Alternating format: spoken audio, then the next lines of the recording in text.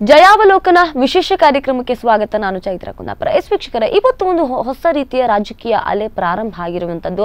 ಇನ್ನೇನು ಕೆಲವೇ ತಿಂಗಳಿನಲ್ಲಿ ಚುನಾವಣೆ ಕೂಡ ಹತ್ರ ಬರ್ತಾ ಇದೆ. ಹೀಗಿರ್ತಕ್ಕಂಥ ಸಂದರ್ಭದಲ್ಲಿ ರಾಜ್ಯದ ಚುನಾವಣಾ ವಿಚಾರಗಳಿರಬಹುದು ಅಥವಾ ರಾಷ್ಟ್ರದಲ್ಲಿ ರಾಜಕೀಯ ವಲಯದಲ್ಲಿ ನಡೀತಿರ್ತಕ್ಕಂಥ ಯೋಚನೆಗಳಿರಬಹುದು ಮತ್ತು ವಿಶೇಷವಾಗಿ ಸ್ಥಳೀಯವಾಗಿ ಅದರಲ್ಲೂ ಉಡುಪಿ ಜಿಲ್ಲೆಯಲ್ಲಿರ್ತಕ್ಕಂಥ ಒಂದಷ್ಟು ರಾಜಕೀಯ ಕ್ಷೇತ್ರಗಳಲ್ಲಿ ನಡೀತಿರ್ತಕ್ಕಂಥ ರಾಜಕೀಯ ಚರ್ಚೆಗಳು, ಅದರ ಕುರಿತಾಗಿರ್ತಕ್ಕಂತಹ ಒಂದಷ್ಟು ಅವಲೋಕನದ ಬಗ್ಗೆ ಇವತ್ತು ಮಾತನಾಡೋದಕ್ಕೆ ನಮ್ಮ ಜೊತೆ ಒಬ್ಬ ಹಿರಿಯ ರಾಜಕೀಯ ಮುತ್ಸದ್ದಿ ಇದ್ದಾರೆ. ಬಹುಶಃ ಅವರನ್ನು ಇವತ್ತು ಒಬ್ಬ ರಾಜಕಾರಣಿಯಾಗಿ ನೋಡದೆ ಒಬ್ಬ ರಾಜಕೀಯ ಚಿಂತಕನಾಗಿ ಅವರ ಅನುಭವಗಳ ಜೊತೆ ಚರ್ಚಿಸುವಂತಹ ಅವಕಾಶ ನಮ್ಮ ಜೊತೆ ಇರುವಂತದ್ದು ಖಂಡಿತ.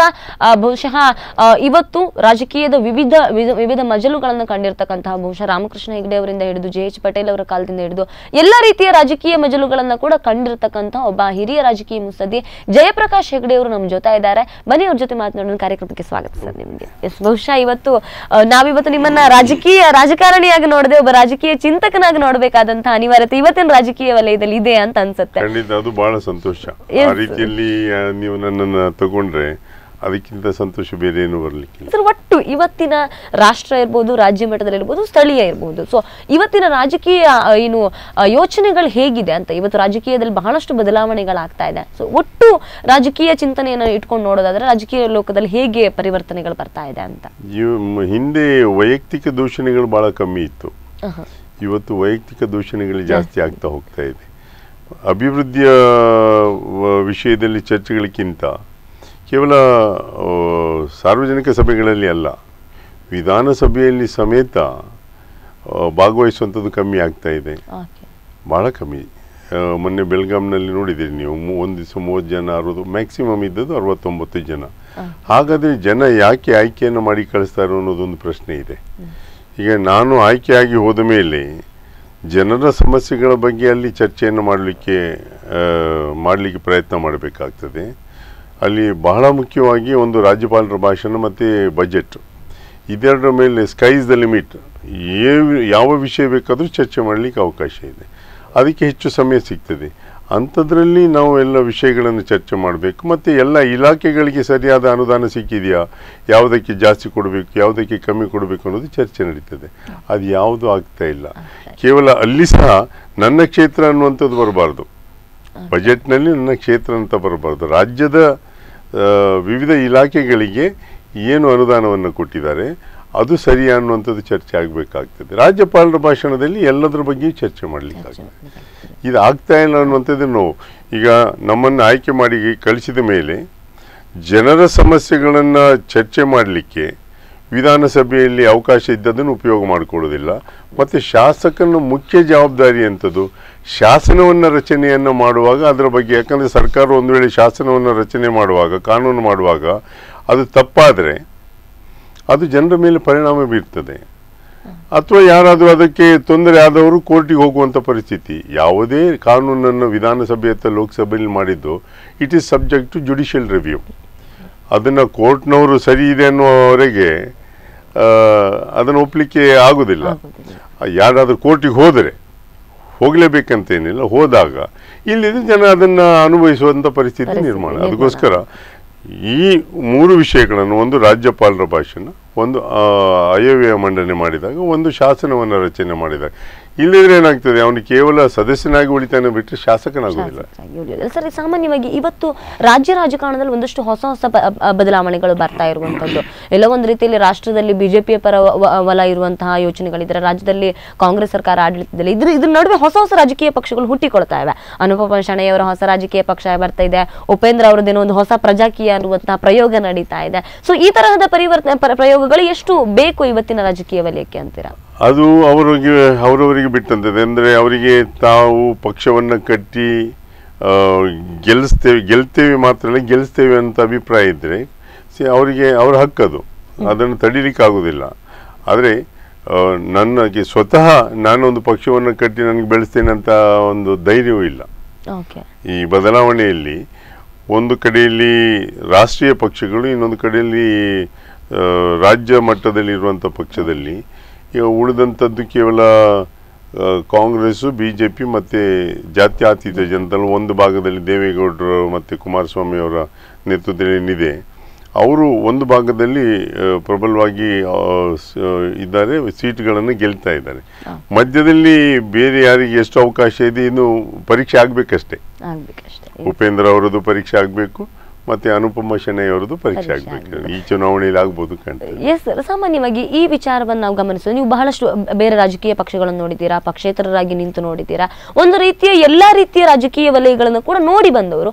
ಹೀಗಿರ್ತಕ್ಕಂಥ ಸಂದರ್ಭದಲ್ಲಿ ಇವತ್ತಿನ ರಾಜಕೀಯ ವಲಯದಲ್ಲಿ ಒಂದು ಪಕ್ಷ ಬಹಳ ಮುಖ್ಯ ಆಗ್ತದೆ, ಅಥವಾ ಒಂದು ಪಕ್ಷಕ್ಕೆ ಸೈದ್ಧಾಂತಿಕ ನೆಲೆಗಟ್ಟು ಬಹಳ ಮುಖ್ಯ ಆಗ್ತದೆ. ಅದನ್ನ ಇವತ್ತು ಎಷ್ಟು ಮಟ್ಟಿಗೆ ರಾಜಕೀಯ ಪಕ್ಷಗಳು ಉಳಿಸ್ಕೊಂಡಿವೆ ಅಂತ? ಪಕ್ಷಗಳು ಬಹಳ ಮುಖ್ಯ ಆಗ್ತದೆ ಅನ್ನುವಂಥದ್ದು. ಯಾಕಂದರೆ ನಾನು 2 ಬಾರಿ ಪಕ್ಷೇತರನಾಗಿ ಗೆದ್ದು ನೋಡಿದ್ದೇನೆ. ಆಗ ಆ ಸಂದರ್ಭವೂ ಬೇರೆ ಇತ್ತು.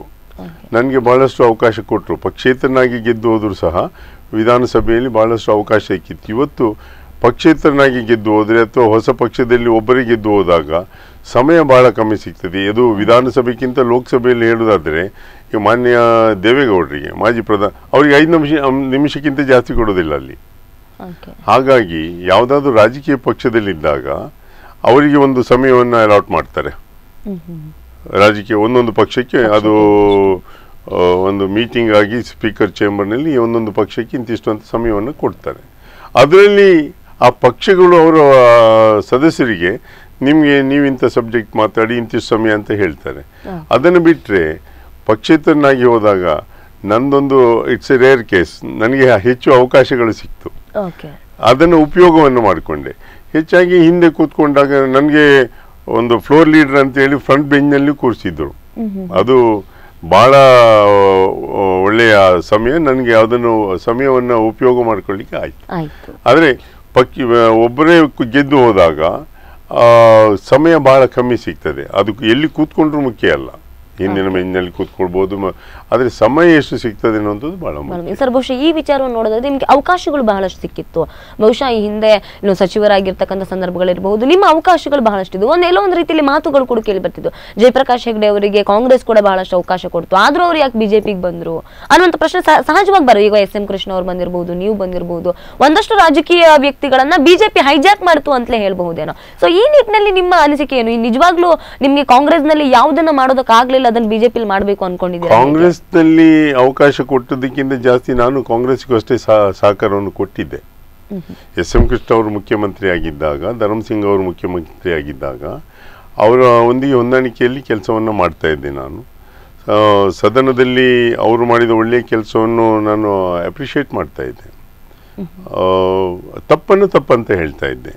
ಅದರಿಂದ ನನಗೆ ಅವಕಾಶ ಇಲ್ಲಿ ಚುನಾವಣೆಗೆ ನಿಲ್ಲಿ ಕೊಟ್ಟಂಥದ್ದು. ನಾನು ಕುಂದಾಪುರ ಏನು ಕೇಳಲಿಲ್ಲ, ನನಗೆ ಗೊತ್ತಿತ್ತು ಕುಂದಾಪುರದಲ್ಲಿ ಬಹಳ ಕಷ್ಟ ಆಗ್ತದೆ ಅಂತ. ಆ ಒತ್ತಡಕ್ಕೆ ಮಾಡಿದ್ದು ನಿಂತೆ, ಸೇರಿಯಾಗಿತ್ತು, ನಿಂತೇನೆ. ಆಮೇಲೆ ಲೋಕಸಭೆಗೆ ಅವರೇ ಬಂದು ಪುನಃ ಒತ್ತಡವನ್ನು ಹಾಕಿದರು. ಬಹಳ ಕಮ್ಮಿ ಮತದಲ್ಲಿ ಪ್ರಥಮ ಚುನಾವಣೆಯಲ್ಲಿ ಸೋತೆ ನಾನು. ಆಗ ನನಗೆ ಅನಿಸ್ತು ಇನ್ನೂ ಹೆಚ್ಚು ಕೆಲಸವನ್ನು ಪಕ್ಷದ ಮುಖಂಡರು ಮಾಡಿದರೆ ಗೆಲ್ಲಿಕ್ಕೆ ಸಾಧ್ಯ ಆಗ್ತಾ ಇತ್ತು ಅಂತ. ಬೈ ಎಲೆಕ್ಷನ್ನಲ್ಲಿ ಸಹ ಗೆದ್ದೆ. ಆಗ 2 ವರ್ಷಗಳ ಕಾಲ ಆ ಪಕ್ಷವನ್ನು ಬೆಳೆಸಲಿಕ್ಕೆ ನಾನು ಮಾಡಿದ ಪ್ರಯತ್ನ, ನನ್ನನ್ನು ನಿಲ್ಲಿಸುವಾಗಲೂ ಅದನ್ನೇ ಹೇಳಿದವರು, ನೀವು ನಿಲ್ಲದೇ ಇದ್ರೆ ಈ ಜಿಲ್ಲೆಯಲ್ಲಿ ಪಕ್ಷ ಉಳಿಯುವುದಿಲ್ಲ ಅಂತ. ಆ ಕಾರಣದಿಂದ ನಿಲ್ಲಿಸಿದ್ರು. ಬಿಟ್ಟರೆ ನೇರವಾಗಿ ನಾನು ನಿಂತರೆ ಗೆಲ್ತೇನೆ ಅಂತಲ್ಲ, ನಾನು ಪ್ರಯತ್ನವನ್ನು ಮಾಡಿದ್ದೇನೆ. ಪಕ್ಷದ ಕಾರ್ಯಕರ್ತರು ನನಗೆ ಎಷ್ಟು ಸಹಕಾರವನ್ನು ಕೊಟ್ಟಿದ್ದಾರೋ ನಾನು ಅಷ್ಟು ಕೆಲಸವನ್ನು ಮಾಡಿ ಅವರಿಗೆ ಸಹಕಾರವನ್ನು, ಪಕ್ಷ ಬೆಳೆಸಲಿಕ್ಕೆ ಸಹಕಾರವನ್ನು ಕೊಟ್ಟಿದ್ದೇನೆ. ಜನ ಮಾತಾಡ್ತಿದ್ದಾರೆ ಎಲ್ಲೋ ಒಂದು ರೀತಿಯಲ್ಲಿ ಪಲಾಯನವಾದಿ ರಾಜಕಾರಣ ಮಾಡ್ತಾ ಇದ್ದಾರೆ ಜಯಪ್ರಕಾಶ್ ಹೆಗ್ಡೆ ಅವರು ಅಂತ. ಪಲಾಯನವಾದಿ ಮಾಡಲಿಲ್ಲ, ಪಕ್ಷದಿಂದ ಉಚ್ಚಾಟನೆ ಮಾಡಿದ ಮೇಲೆ ನಾನು ಬಿಜೆಪಿ ಪಕ್ಷೇತನಾಗಿದ್ದು. ಹಾಗಲ್ಲ, ಅವಕಾಶವಾದಿತನ ಅಂತ ಹೇಳಲಿಕ್ಕೆ ಆಗುದಿಲ್ಲ ಅದು. ಯಾಕಂದ್ರೆ ಕಾಂಗ್ರೆಸ್ನವರಿಗೆ ನಾನು ಬೇಡ ಆಗಿತ್ತಾಗ. ಬಹುಶಃ ಇವತ್ತು ರಾಜಕೀಯ ವಲಯದಲ್ಲಿ ಒಂದು ಚಿಂತನೆ ಬರ್ತಾ ಇದೆ, ಬಿಜೆಪಿ ಅನ್ನುವಂಥದ್ದು ಕಾಂಗ್ರೆಸ್ನ ವೃದ್ಧಾಶ್ರಮ ಅನ್ನುವಂತಹ ಮಾತುಗಳು ಕೇಳಿ ಬರ್ತಿದೆ. ಗುರುತಿಸಿದ್ದೇನು ಕೆಲಸವನ್ನು ಮಾಡಿದ್ದನ್ನ, ಇವರಿಗೆ ಇನ್ನೂ ಕೆಲಸ ಮಾಡ್ಲಿಕ್ಕೆ ಶಕ್ತಿ ಇದೆ ಅನ್ನೋದನ್ನು ಗುರುತಿಸಿದ್ದಾರೆ. ಬಿಟ್ರೆ ಕಾಂಗ್ರೆಸ್ನವರಿಗೆ ಬೇಡ ಆಗಿತ್ತು, ಈಗ ಪುನಃ ಹೇಳಿ ಕಳಿಸಿದ್ದಾರೆ ನನಗೆ ಬನ್ನಿ ಅಂತ. ಈಗ ಪುನಃ ಕಾಂಗ್ರೆಸ್ ಬೇರೆ ಬೇರೆ ಮೂಲಗಳಿಂದ ಹೇಳಿ ಕಳಿಸಿದ್ದಾರೆ. ನಾನು ಒಬ್ಬರಿಗೆ ಹೇಳಿದ್ದೆ, ಇಲ್ಲ ವಾಪಸ್ ಬರುವ ಪ್ರಶ್ನೆ ಇಲ್ಲ, ಇನ್ನೇನಾದ್ರೂ ನಿವೃತ್ತಿ ಆಗೋದು ಬಿಟ್ಟರೆ ಪುನಃ ಪಕ್ಷವನ್ನು ಬಿಟ್ಟು ಬೇರೆ ಕಡೆ ಹೋಗಿ ಸೇರುವಂತ ಪ್ರಶ್ನೆ ಉದ್ಭವ ಆಗುದಿಲ್ಲ ಅಂತ ಹೇಳಿದ್ದೆ. ನೀವು ಬಿಜೆಪಿಯಿಂದ ಏನ್ ಎಕ್ಸ್ಪೆಕ್ಟ್ ಮಾಡ್ತಾ ಇದ್ದೀರಾ? ಕಾಂಗ್ರೆಸ್ ನಲ್ಲಿ ಯಾವ್ದನ್ನ ಮಾಡೋಕ್ಕಾಗಲಿಲ್ಲ, ಅದನ್ನ ಯಾವ್ದನ್ನ ಬಿಜೆಪಿ ಮಾಡಬೇಕು? ನನಗೆ ಬೇಕಾದದ್ದು ಒಂದು ಪ್ಲಾಟ್ಫಾರ್ಮ್ ಕೆಲಸವನ್ನು ಮಾಡಲಿಕ್ಕೆ.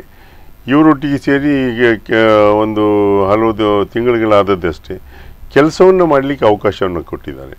ಅಲ್ಲಿ ಹಾಗಲ್ಲ, ನಾನು ಹೇಳಿದೆ ನೀನು ಮಾಡುವಂತ, do as I say, don't do as I do ಅಂತ. ನಾಯಕರು ಮಾಡಿದ್ದನ್ನು ನಾನು ಮಾಡಬಾರದು. ಮತ್ತೆ ನಾನು ಅವರ ಹೆಸರನ್ನು ಹೇಳುವುದಿಲ್ಲ ಅನ್ನುವಂಥ ಸಿಟ್ಟಿತ್ತು ಅವರಿಗೆ. ಭಾಷಣವನ್ನು ಮಾಡುವಾಗ ನಾನು ಏನನ್ನು ಮಾಡಿದ್ದು ಸಹ ಅವರ ಹೆಸರಿನಲ್ಲಿ ಮಾಡಿದ್ದು ಅಂತ ಹೇಳಬೇಕು. ಇವತ್ತು ನೋಡಿ, ಯಾವುದೇ ಭಾಷಣವನ್ನು ನೋಡಿ ಅವರ ಹೆಸರು ಹೇಳಿದ ಭಾಷಣವನ್ನು ಮಾಡಲಿಕ್ಕೆ ಇಲ್ಲ.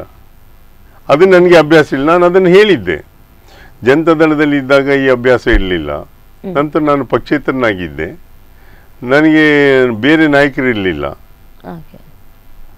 ಹಾಗಾಗಿ ಇನ್ನು ಅದನ್ನು ಕಲ್ಟಿವೇಟ್ ಮಾಡಬೇಕಾಗ್ತದೆ ಅಂತ. ಮತ್ತು ನಾನು BJPಗೆ ಸೇರುವ ಮುಂಚೆ ನೇರವಾಗಿ ಕಾಂಗ್ರೆಸ್ಸನ್ನು ಬಿಟ್ಟು ಬಂದದ್ದಲ್ಲ. ಅವರು ಉಚ್ಚಾಟನೆ ಮಾಡಿದ ಮೇಲೆ 1 ವರ್ಷಗಳಲ್ಲಿ ಪಕ್ಷೇತರನಾಗಿ ಇದ್ದೆ ನಾನು. ಆಮೇಲೆ ನನ್ನ ಆಯ್ಕೆ BJP ಆಯಿತು. ಬಹುಶಃ ಈಗ ಬಿಜೆಪಿಲಿ ಏನ್ ಮಾಡ್ಬೇಕು ಅನ್ಕೊಂಡಿದ್ದಾರೆ? ಸಾಮಾನ್ಯವಾಗಿ ಯಾರಾದ್ರೂ ಬಿಜೆಪಿ ನಿಮ್ಮನ್ನು, ಅದರಲ್ಲೂ ವಿಶೇಷವಾಗಿ ಜಯಪ್ರಕಾಶ್ ಹೆಗ್ಡೆ ಅವರನ್ನ ತಮ್ಮ ಪಕ್ಷಕ್ಕೆ ತರಬೇಕು ಅಂತ JDS ಕೂಡ ಕಸರತ್ ಮಾಡಿದೆ, ಬಿಜೆಪಿ ಕೂಡ ಕಸರತ್ ಮಾಡಿದೆ. ಸೊ ಬಹಳ ಜಯಪ್ರಕಾಶ್ ಹೆಗ್ಡೆ ಅವರು ಬರ್ತಾರೆ ಅನ್ನುವಾಗ್ಲೇ ಒಂದಷ್ಟು ಊಹಾಪೋಹಗಳಿದ್ವು. ಯಾವುದೇ ಪಕ್ಷಕ್ಕೆ ಸೇರದೇ ಇದ್ದಾಗ್ಲೂ ಕೂಡ ಒಂದಷ್ಟು ಊಹಾಪೋಹಗಳಿದ್ವು. ಆ ಪಕ್ಷಗಳು ಆ ರೀತಿ ಆಮಿಷ ಒಡ್ತಾ ಇದೆ, ಈ ಪಕ್ಷಗಳು ಈ ರೀತಿ ಆಮಿಷ ಒಡ್ತಾ ಇದೆ ಅಂತ. ಬಿಜೆಪಿಯಿಂದ ಏನ್ ಎಕ್ಸ್ಪೆಕ್ಟ್ ಮಾಡ್ತೀರಾ? ನಾನು ಪಕ್ಷೇತರನಾಗಿದ್ದಾಗಲೂ ಕೆಲಸವನ್ನು ಮಾಡಲಿಕ್ಕೆ ನನಗೆ ಶಕ್ತಿಯನ್ನು ಬೆಳೆಸ್ಕೊಂಡಿದ್ದೆ. ಮಂತ್ರಿಯಾಗಿ 2 ಬಾರಿ ಪಕ್ಷೇತರನಾಗಿ ಸಂಸದನಾಗಿ ಕೆಲಸವನ್ನು, ಅಧಿಕಾರಿಗಳು ನಾನು ಹೇಳಿದ ಕೆಲಸವನ್ನು ಮಾಡಿಕೊಡ್ತಾ ಇದ್ದರು. ಹಾಗೆ ಇವತ್ತು ಸಹ ಯಾವ ಅಧಿಕಾರ ಇಲ್ಲದೆ ಇದ್ದರೂ ಸಹ ಜನ ನನ್ನ ಹತ್ರ ಬರ್ತಾರೆ, ಕೆಲಸವನ್ನು ಮಾಡಿಕೊಂಡು. ನನಗೆ ಬೇಕಾದದ್ದು ಜನಸಾಮಾನ್ಯರು ಬಂದಾಗ ಅವರ ಕೆಲಸ ಆಗಬೇಕು, ಅದಕ್ಕೆ ಪ್ರಯತ್ನವನ್ನು ಮಾಡ್ತಾ ಇದ್ದೇನೆ. ನಾನು ಪಕ್ಷಕ್ಕೆ ಸೇರುವಾಗಲೂ ಹೇಳಿದ್ದೆ, ಇವತ್ತು ಅದನ್ನು ಹೇಳುವಂಥದ್ದು. ನಾನು ಸೀಟ್ ಕೇಳ್ತಾ ಇಲ್ಲ. ನನಗೆ ಇಂಥ ಸೀಟ್ ಕೊಡಿ ಅಂತ ಕೇಳಿ ಬಂದದಲ್ಲ. ನನ್ನನ್ನು ಸೇರಿಸ್ಕೊಂಡಿದ್ದಾರೆ, ಸಹಕಾರವನ್ನು ಕೊಡ್ತಾ ಇದ್ದಾರೆ. ನಾನು ಹೇಳಿದ ಕೆಲಸಗಳನ್ನು ಅವ್ರ ಮುಖ್ಯವನ್ನು ಮಾಡ್ತೇನೆ, ಕೆಲವು ನಾನೇ ಸ್ವತಃ ಮಾಡ್ಕೊಳ್ತಾ ಇದ್ದೇನೆ.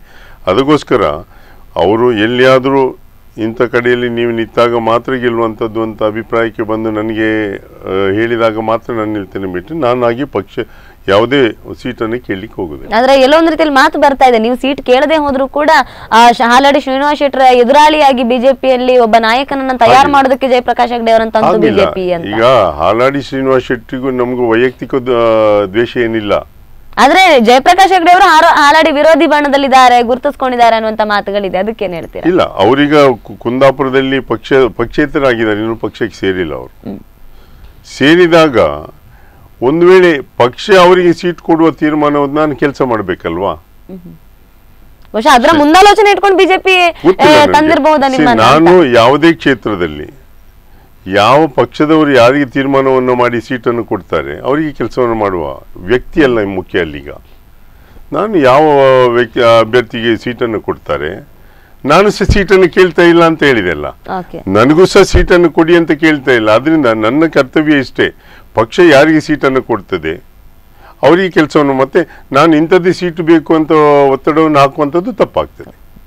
ಆದ್ರೆ ಬಹುಶಃ ಜಯಪ್ರಕಾಶ್ ಹೆಗ್ಡೆ ಅವರ ಹೆಸರು ಅನ್ನುವಂಥದ್ದು ಬೈಂದೂರಿನ ರಾಜಕೀಯ ವಲಯದಲ್ಲಿ ಕೇಳಿ ಬರ್ತಿದೆ, ಕುಂದಾಪುರದ ರಾಜಕೀಯ ವಲಯದಲ್ಲಿ ಕೇಳಿ ಬರ್ತಿದೆ. ಉಡುಪಿ ಬಹುಶಃ ಬ್ರಹ್ಮ ಅವರ ನಿಮ್ಮ ವಲಯ ಆಗಿತ್ತು, ಅದೀಗ ಉಡುಪಿಗೆ ಸೇರಿದೆ. ಸೊ ನಿಮ್ಮ ಕಾನ್ಸಂಟ್ರೇಷನ್ ಎಲ್ಲಿದೆ? ಯಾಕೆ ನಿಮ್ಮ ಹೆಸರು ಎಲ್ಲ ಕಡೆ ಕೇಳಿ ಬರ್ತಿದೆ? ಈಗ ಬೈಂದೂರು, ಕುಂದಾಪುರ, ಉಡುಪಿ 3 ಕಡೆಯಲ್ಲಿ ನನ್ನ ಹೆಸರು ಬರ್ತಾ ಇದ್ರೆ ಸೀಟ್ ಸಿಕ್ಕುದಕ್ಕಿಂತ ಈ ಹೆಸರನ್ನಾದ್ರೂ ಉಳಿಸ್ಕೊಳ್ಳುವ ಪ್ರಯತ್ನವನ್ನು ಅದಕ್ಕೆ ಸಂತೋಷ ಪಡಬೇಕಾಗ್ತದೆ. ನಾನು ಸೀಟ್ ಬೇಕಂತಲ್ಲ, ಪ್ರಯತ್ನ ಮಾಡದೆ ನನ್ನ ಹೆಸರು ಬಂದರೆ ಅದಕ್ಕಿಂತ ಸಂತೋಷ ಬೇರೇನಿದೆ? ಚುನಾವಣೆಗೆ ನಿಲ್ಬೇಕಂತ ಇಲ್ಲ, ಜನಾಭಿಪ್ರಾಯ ಒಳ್ಳೆದಿದ್ದರೆ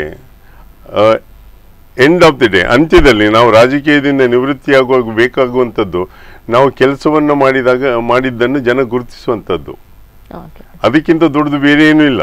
ಆದ್ರೆ ಬಿಜೆಪಿಗೆ ಜಯಪ್ರಕಾಶ್ ಹೆಗ್ಡೆ ಅವರ ಅಗತ್ಯ ಎಷ್ಟಿದೆ? ಜಯಪ್ರಕಾಶ್ ಹೆಗ್ಡೆ ಅವರಿಗೆ ಬಿಜೆಪಿ ಅಗತ್ಯ ಎಷ್ಟಿದೆ? It's mutual. ಈಗ ನನಗೆ ಎಲ್ಲಿ ಕೆಲಸ ಮಾಡ್ಲಿಕ್ಕೆ ಹೇಳಿದ್ರು ಸಹ ನಾನು ಓಡಾಡ್ತಾ ಇದ್ದೇನೆ.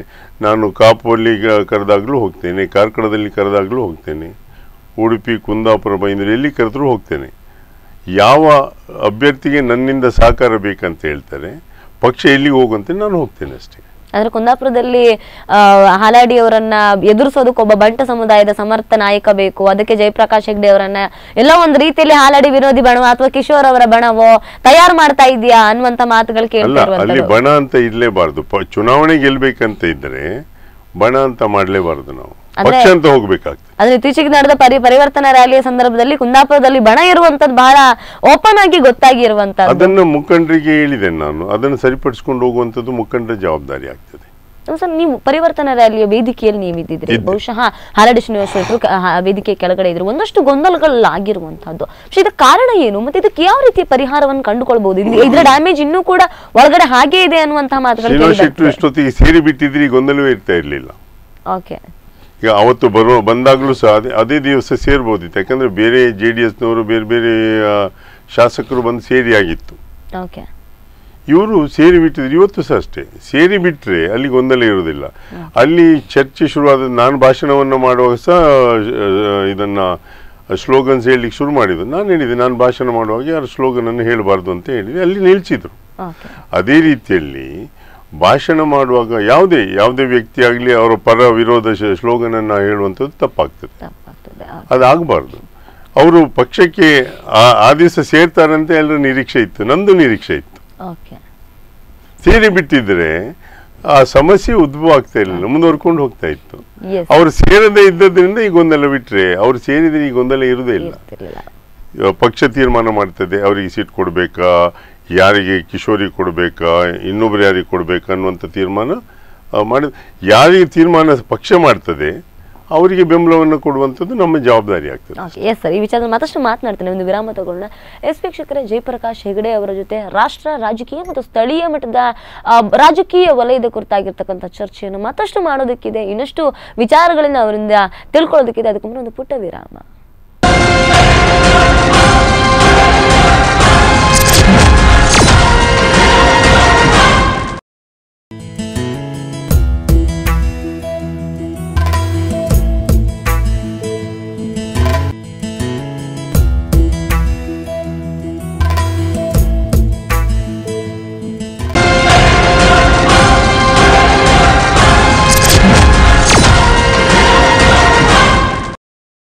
ವಿರಾಮದ ಬಳಿಕ ಮತ್ತೊಮ್ಮೆ ಜಯಾವಲೋಕನ ವಿಶೇಷ ಕಾರ್ಯಕ್ರಮಕ್ಕೆ ಸ್ವಾಗತ. ವೀಕ್ಷಕರೇ, ಬನ್ನಿ ರಾಜಕೀಯ ವಿಚಾರವಾಗಿ ಇನ್ನಷ್ಟು ಚರ್ಚೆಗಳನ್ನು ಮಾಡೋಣ. ಸ್ಥಳೀಯ ಮಟ್ಟದ ರಾಜಕೀಯಗಳು ಚುನಾವಣೆ ಹತ್ರ ಬಂದಾಗೆ ಮತ್ತೆ ಮತ್ತೆ ರಂಗೇರ್ತಾ ಇದೆ. ಈ ಕುರಿತಾಗಿ ಮತ್ತಷ್ಟು ಚರ್ಚೆಯನ್ನ ಜಯಪ್ರಕಾಶ್ ಹೆಗಡೆ ಅವರ ಜೊತೆ ಮಾಡೋಣ. ಬನ್ನಿ ಸರ್, ಬಹುಶಃ ಈ ವಿಚಾರದವನ್ನ ನೋಡೋದಾದ್ರೆ, ಒಮ್ಮೆ ಬಹಳ ಸಂದರ್ಭಗಳಲ್ಲಿ ಒಂದು ರಾಜಕೀಯ ಪಕ್ಷಕ್ಕೆ ತನ್ನ ಸೈದ್ಧಾಂತಿಕ ನಿಲುವು ಬಹಳ ಮುಖ್ಯ ಆಗ್ತದೆ. ಎಲ್ಲೋ ಒಂದು ರೀತಿಯಲ್ಲಿ ಬಿಜೆಪಿಯ ಸೈದ್ಧಾಂತಿಕ ನಿಲುವಿಗೂ ನಿಮ್ಮ ನಿಲುವಿಗೂ ಬಹಳ ವ್ಯತ್ಯಾಸ ಇದೆ ಅನ್ನುವಂಥದ್ದು. ಈ ಹಿಂದೆ ಉಡುಪಿಯಲ್ಲಿ ನಡೆದಿರ್ತಕ್ಕಂಥ ಬೆತ್ತಲೆ ಪ್ರಕರಣದಲ್ಲಿ ಬಹಳ ದೊಡ್ಡ ಮಟ್ಟದಲ್ಲಿ ಅದನ್ನು ವಿರೋಧ ಮಾಡಿದಂತವ್ರು ನೀವು. ಸೊ ಆ ವಿಚಾರಗಳನ್ನು ನೋಡುವಾಗ ಇವತ್ತು ಬಿಜೆಪಿಯ ಸೈದ್ಧಾಂತಿಕ ನಿಲುವಿಗೆ ಎಷ್ಟು ಪರವಾಗಿದ್ದೀರಾ ನೀವು? ಅದು ಪಕ್ಷದ ಬಿಜೆಪಿ ನಿಲುವು ಅಂತ ಹೇಳೋದ್ರೆ, ಕೆಲವು ವ್ಯಕ್ತಿಗಳು ಮಾಡಿದ ಎಲ್ಲವನ್ನೂ ಪಕ್ಷದ ಮೇಲೆ ಹಾಕ್ಲಿಕ್ಕೆ ಆಗುದಿಲ್ಲ. ತಪ್ಪಂತ ಹೇಳುವಂಥದ್ದೇ ನನ್ನ ಅಭ್ಯಾಸ. ಆ ತಪ್ಪು ಯಾರು ತಪ್ಪು ಮಾಡಿದ್ರು ತಪ್ಪಂತ ಹೇಳ್ತೀನಿ ನಾನು. ಅಂದ್ರೆ ಎಲ್ಲೋ ಒಂದು ರೀತಿಯಲ್ಲಿ ಕೇಳಿ ಬರ್ತಾ ಇದೆ, ಬಿಜೆಪಿಯಲ್ಲಿ ಬಂದ್ರು ಕೂಡ ಜಯಪ್ರಕಾಶ್ ಹೆಗಡೆ ಅವರು ಕೇಸರಿ ಶಾಲೆ ಹಾಕೋದಕ್ಕೆ ಸ್ವಲ್ಪ ಹಾಕೊಂಡಿದ್ದೇನೆ. ಬಹುಶಃ ಸೈದ್ಧಾಂತಿಕ ನಿಲುವುಗಳಿಂದ ಹೊರತಾಗಿ ನೀವು ಬಿಜೆಪಿಯಲ್ಲಿ ಹೇಗೆ ಕೆಲಸ ಮಾಡ್ತೀರಾ ಸರ್? ಅಲ್ಲ, ಈಗ ಸೈದ್ಧಾಂತಿಕ ನಿಲುವನ್ನು ಈಗ ಪಕ್ಷಕ್ಕೆ ಸೇರಿದ ಮೇಲೆ ಆ ಸಿದ್ಧಾಂತವನ್ನು ಒಪ್ಪಬೇಕಾಗ್ತದೆ. ಅದನ್ನು ಬಿಟ್ಟು ಕೆಲಸವನ್ನು ಮಾಡಲಿಕ್ಕೆ ಆಗುವುದಿಲ್ಲ. ಆದರೆ ಯಾವುದಾದ್ರೂ ಒಂದು ಪಕ್ಷಕ್ಕೆ ಹೊರತಾಗಿ ಏನಾದರೂ ಘಟನೆಗಳು ನಡೆದಾಗ, ತಪ್ಪು ಮಾಡಿದಾಗ ಅದನ್ನು ಸಮರ್ಥನೆ ಮಾಡಲಿಕ್ಕೆ ಸಾಧ್ಯ ಆಗುವುದಿಲ್ಲ. ಕಾನೂನು ಬಾಹಿರ ಚಟುವಟಿಕೆ ಇದ್ದಾಗ ಅದನ್ನು ಸಮರ್ಥನೆ ಮಾಡ್ಕೊಳ್ಳಿಕ್ಕೆ ಕಷ್ಟ ಆಗುತ್ತೆ ಸರ್. ಈ ವಿಚಾರವನ್ನು ನಾವು ಗಮನಿಸೋದ್ರೆ, ಒಂದು ಕಡೆಯಲ್ಲಿ ಮೋದಿಯ ಅಲೆ ಅಂತಕ್ಕಂಥ ಮಾತುಗಳು ಕೇಳಿ ಬರ್ತಾ ಇದೆ. ರಾಷ್ಟ್ರ ಮಟ್ಟದಲ್ಲಿ ಬಿಜೆಪಿಯ ಟ್ರೆಂಡ್ ಏನಿದೆ, ಅದು ಕರ್ನಾಟಕದಲ್ಲಿ ವರ್ಕೌಟ್ ಆಗುತ್ತೆ ಅಂತ ನಿಮ್ಗೆ ಅನ್ಸ್ತದ? ಮೋದಿಜಿಯವರ ಅಲೆಗೆ ನಾನು ಸಹ ಸಿಕ್ಕಿ ಬಿದ್ದಿದೆ ಅಲ್ಲ. ಅಂದ್ರೆ ನೀವು ಕೂಡ ಮೋದಿ ಅಲೆಗೆನೆ ಸಿಕ್ಕಿ ಬಿದ್ದವರು. ಅದರಿಂದ ಆ ಚುನಾವಣೆಯ ನಂತರ ನಡೆದ ಎಲ್ಲ ಚುನಾವಣೆಗಳಲ್ಲಿ ಎಲ್ಲ ರಾಜ್ಯದಲ್ಲಿ ಬಿಜೆಪಿ ಗೆದ್ದಿದೆ. ಪುನಃ ಈಗ ಕರ್ನಾಟಕದ್ದು 15-16 ಚುನಾವಣೆಯಲ್ಲಿ ಗೆದ್ದಾಗಿದೆ. ಈಗ ಕರ್ನಾಟಕದಲ್ಲಿ ಹಿಂದೆ KJP BJP ಆದ್ದರಿಂದ BJP ಸೋತು ಕೆಲವೇ ಅಂತರದಲ್ಲಿ. ಈ ಸಲ KJP BJP ಒಂದಾಗಿದೆ. ಅದರಿಂದ ಅದರೊಟ್ಟಿಗೆ ಪ್ರಧಾನಮಂತ್ರಿ ನರೇಂದ್ರ ಮೋದಿ ಅವರ ಹೆಸರೇನು, ಅವ್ರು ಮಾಡಿದ ಸಾಧನೆಗಳೇನಿದೆ ಅದೆಲ್ಲವನ್ನು ಸೇರಿಸ್ಕೊಂಡ್ರೆ ಬಿಜೆಪಿ ಅಧಿಕಾರಕ್ಕೆ ಬರ್ತದೆ ಅನ್ನುವಂಥದ್ದು ನನ್ನ ನಂಬಿಕೆ. ಸರ್, ಆದ್ರೆ ಬಿಜೆಪಿಯಲ್ಲಿ ಒಂದು ರೀತಿಯಲ್ಲಿ ರಾಷ್ಟ್ರ ಮಟ್ಟದಲ್ಲಿ ಪಕ್ಷಾಧಾರಿತವಾಗಿರ್ತಕ್ಕಂಥ ಹೆಸರಿದೆ, ರಾಜ್ಯ ಮಟ್ಟದಲ್ಲೂ ಕೂಡ ಬಹುತೇಕ ಒಂದು ರೀತಿಯಲ್ಲಿ ಪಕ್ಷಾಧಾರಿತವಾಗಿರ್ತಕ್ಕಂಥ ಹೆಸರಿದೆ. ಆದ್ರೆ ಸ್ಥಳೀಯ ಮಟ್ಟಕ್ಕೆ ಬಂದ ತಕ್ಷಣಕ್ಕೆ ಪಕ್ಷಗಳನ್ನೆಲ್ಲ ಮರೆತು ವ್ಯಕ್ತಿ ಕೇಂದ್ರಿತವಾಗಿರ್ತಕ್ಕಂಥ ರಾಜಕೀಯ ಸೃಷ್ಟಿಯಾಗಿ ಬಿಡುತ್ತೆ ಅನ್ನುವಂಥದ್ದು. ಎಲ್ಲ ಒಂದು ಕಡೆ ಸ್ಥಳೀಯ ಮಟ್ಟದಲ್ಲಿ ನೀವು ಕೇಳಿದ್ರೆ ಪಕ್ಷ ಮುಖ್ಯ ಆಗುದಿಲ್ಲ, ವ್ಯಕ್ತಿಯ ಮುಖ್ಯ ಅಂತಕ್ಕಂತಹ ಅಭಿಪ್ರಾಯ ಈ ವಲಯದಲ್ಲಿದೆ. ಅದಕ್ಕೆ ಏನ್ ಹೇಳ್ತೀರಾ? ಇಲ್ಲ, ಪಕ್ಷ ಮುಖ್ಯ ಆಗ್ತದೆ.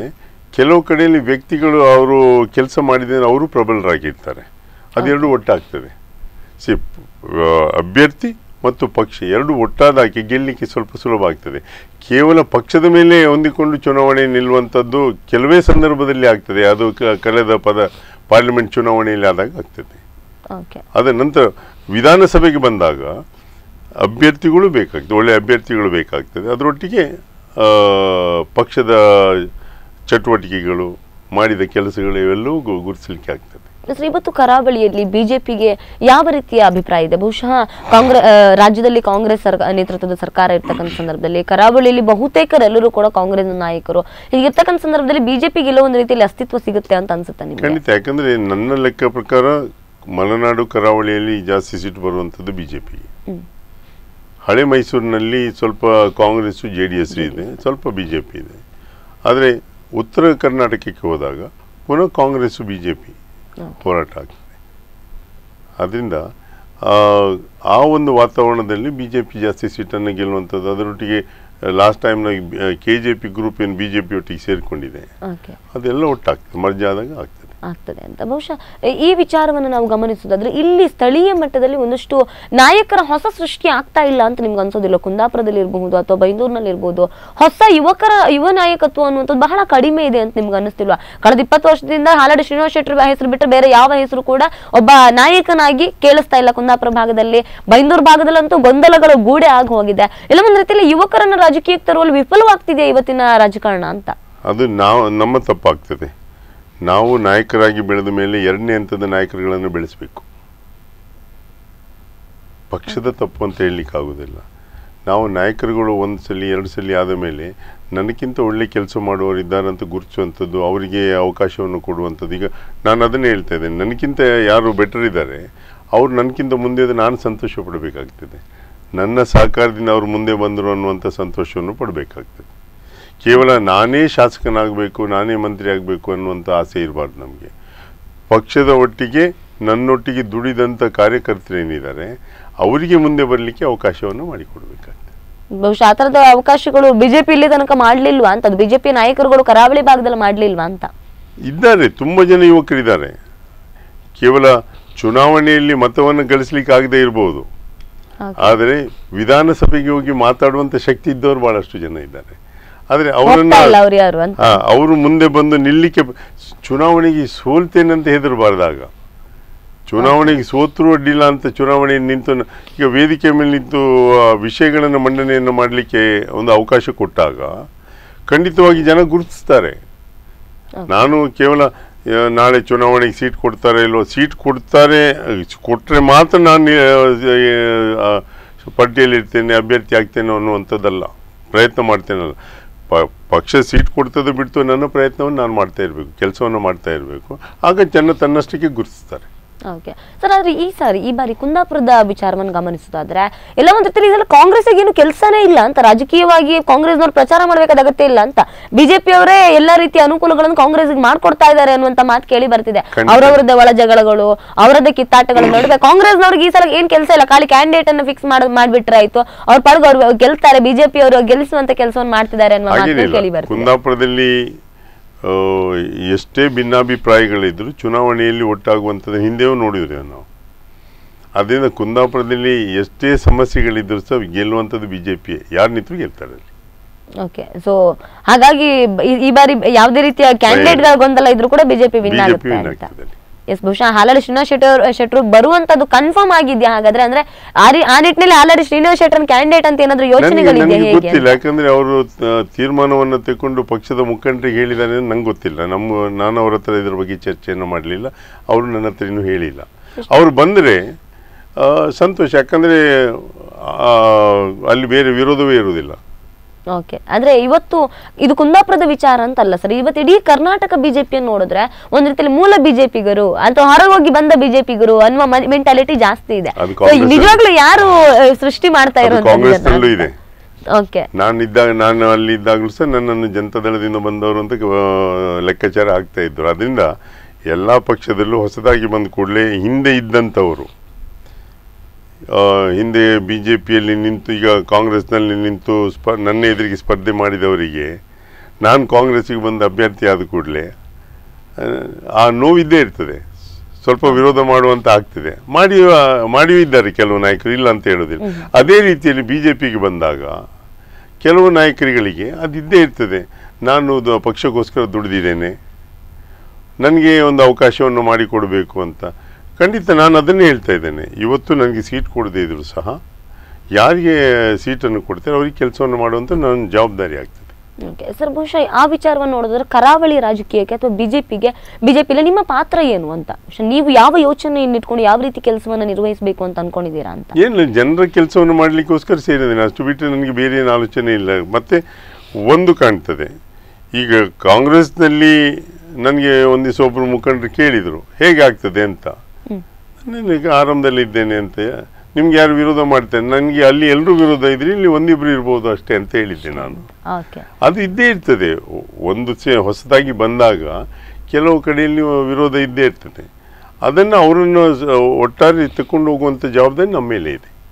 ಪಕ್ಷ ಆ ನಿಟ್ಟಿನಲ್ಲಿ ಯಾವ ರೀತಿಯಲ್ಲಿ ನಿಮ್ಮನ್ನು ಬಳಸ್ಕೊಳ್ಬಹುದು ಅಂತ, ಬಹುಶಃ ಕರಾವಳಿಗಷ್ಟೇ ಸೀಮಿತವಾಗ್ತೀರಾ ಅಥವಾ ಇಡೀ ಕರ್ನಾಟಕದ? ನಾನು ಚಿಕ್ಕಮಗಳೂರು ಕಡೆಗೂ ಹೋಗ್ತೇನೆ, ದಕ್ಷಿಣ ಕನ್ನಡಕ್ಕೂ ಹೋಗ್ತೇನೆ, ಬೇರೆ ಕಡೆಯಲ್ಲಿ ಎಲ್ಲಿ ಕರೆದ್ರು ಹೋಗ್ತೇನೆ. ನಾನು ಬೆಂಗಳೂರಿನಲ್ಲಿ ಕೆಲವು ಸಭೆಗಳಿಗೆ ಕರೆದಿದ್ರು, ಹೋಗಿದ್ದೇನೆ ಅಲ್ಲಿ ಸಹ. ಓಕೆ ಸರ್, ಬಹುಶಃ ಈ ಹಿಂದೆ ನಾವು ಯೋಚನೆ ಮಾಡೋದಾದ್ರೆ ಬಿಜೆಪಿಗೆ ಬರಬೇಕು ಅಂತಿದ್ರೆ ಎಲ್ಲೋ ಒಂದು ರೀತಿಯಲ್ಲಿ RSS ಮೊದಲು ಕೂರಿಸ್ಕೊಂಡು ಏನು ಬಿಜೆಪಿಯ ಸಿದ್ಧಾಂತ ಏನು, RSS ನ ಸಿದ್ಧಾಂತಗಳೇನು ಅಂತ ಮೊದಲು ಆ ಕ್ಯಾಂಡಿಡೇಟ್ಗೆ ಹೇಳೋರು, ನಂತರ ಬಿಜೆಪಿ ಕರ್ಕೊಂಡ್ಬಂದು ಕೂರಿಸ್ತಿದ್ರು. ಆದ್ರೆ ಇವತ್ತೆಲ್ಲೋ ಒಂದು ರೀತಿಯಲ್ಲಿ ಪರಿವರ್ತನೆ ಆಗಿದೆ. ಮೊದಲು ಅಮಿತ್ ಶಾ ಮತ್ತೆ ಮೋದಿ ಅವ್ರು ಮೊದಲು ಬಂದು ಸೇರಿಸ್ಕೊಳ್ತಾರೆ, ಆಮೇಲೆ ಕೂರಿಸ್ಕೊಂಡು ಸಿದ್ಧಾಂತದ ಪಾಠವನ್ನು ಮಾಡ್ತಾರೆ ಅಂತ. ಸೊ ಇದು ನಿಜಾನ ಅಂತ?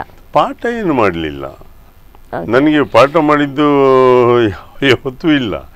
ಆದರೆ ನಾವೇ ತಿಳ್ಕೊಳ್ಬೇಕಾದಂಥದ್ದು, ಯಾಕಂದರೆ ನಮಗೆ ಪಾಠ ಹೇಳಿಸ್ಕೊಳ್ಳುವಂಥ ವಯಸ್ಸು ದಾಟಿದೆ. ಅದೇ ನಾವು ಕಲಿಬೇಕಾಗ್ತದೆ, ನಾವೇ ತಿಳ್ಕೊಳ್ಬೇಕಾಗ್ತದೆ, ತಿಳ್ಕೊಂಡು ಹೊಂದಾಣಿಕೆ ಮಾಡ್ಕೊಂಡು ಹೋಗ್ಬೇಕು. ಸರ್, ಇವತ್ತು ರಾಜ್ಯ ಸರ್ಕಾರದ ಆಡಳಿತ ಇರ್ತಕ್ಕಂಥ ಸಂದರ್ಭದಲ್ಲಿ, ಕಾಂಗ್ರೆಸ್ನ ಆಡಳಿತ ಇರ್ತಕ್ಕಂಥ ಸಂದರ್ಭದಲ್ಲಿ ಇವತ್ತು ಸಾಲು ಸಂಘ ಪರಿವಾರ ಕಾರ್ಯಕರ್ತರ ಹತ್ಯೆ ಆಗ್ತಾ ಇದೆ ಎಂಬ ಮಾತುಗಳು ಕೇಳಿ ಬರ್ತಾ ಇದೆ.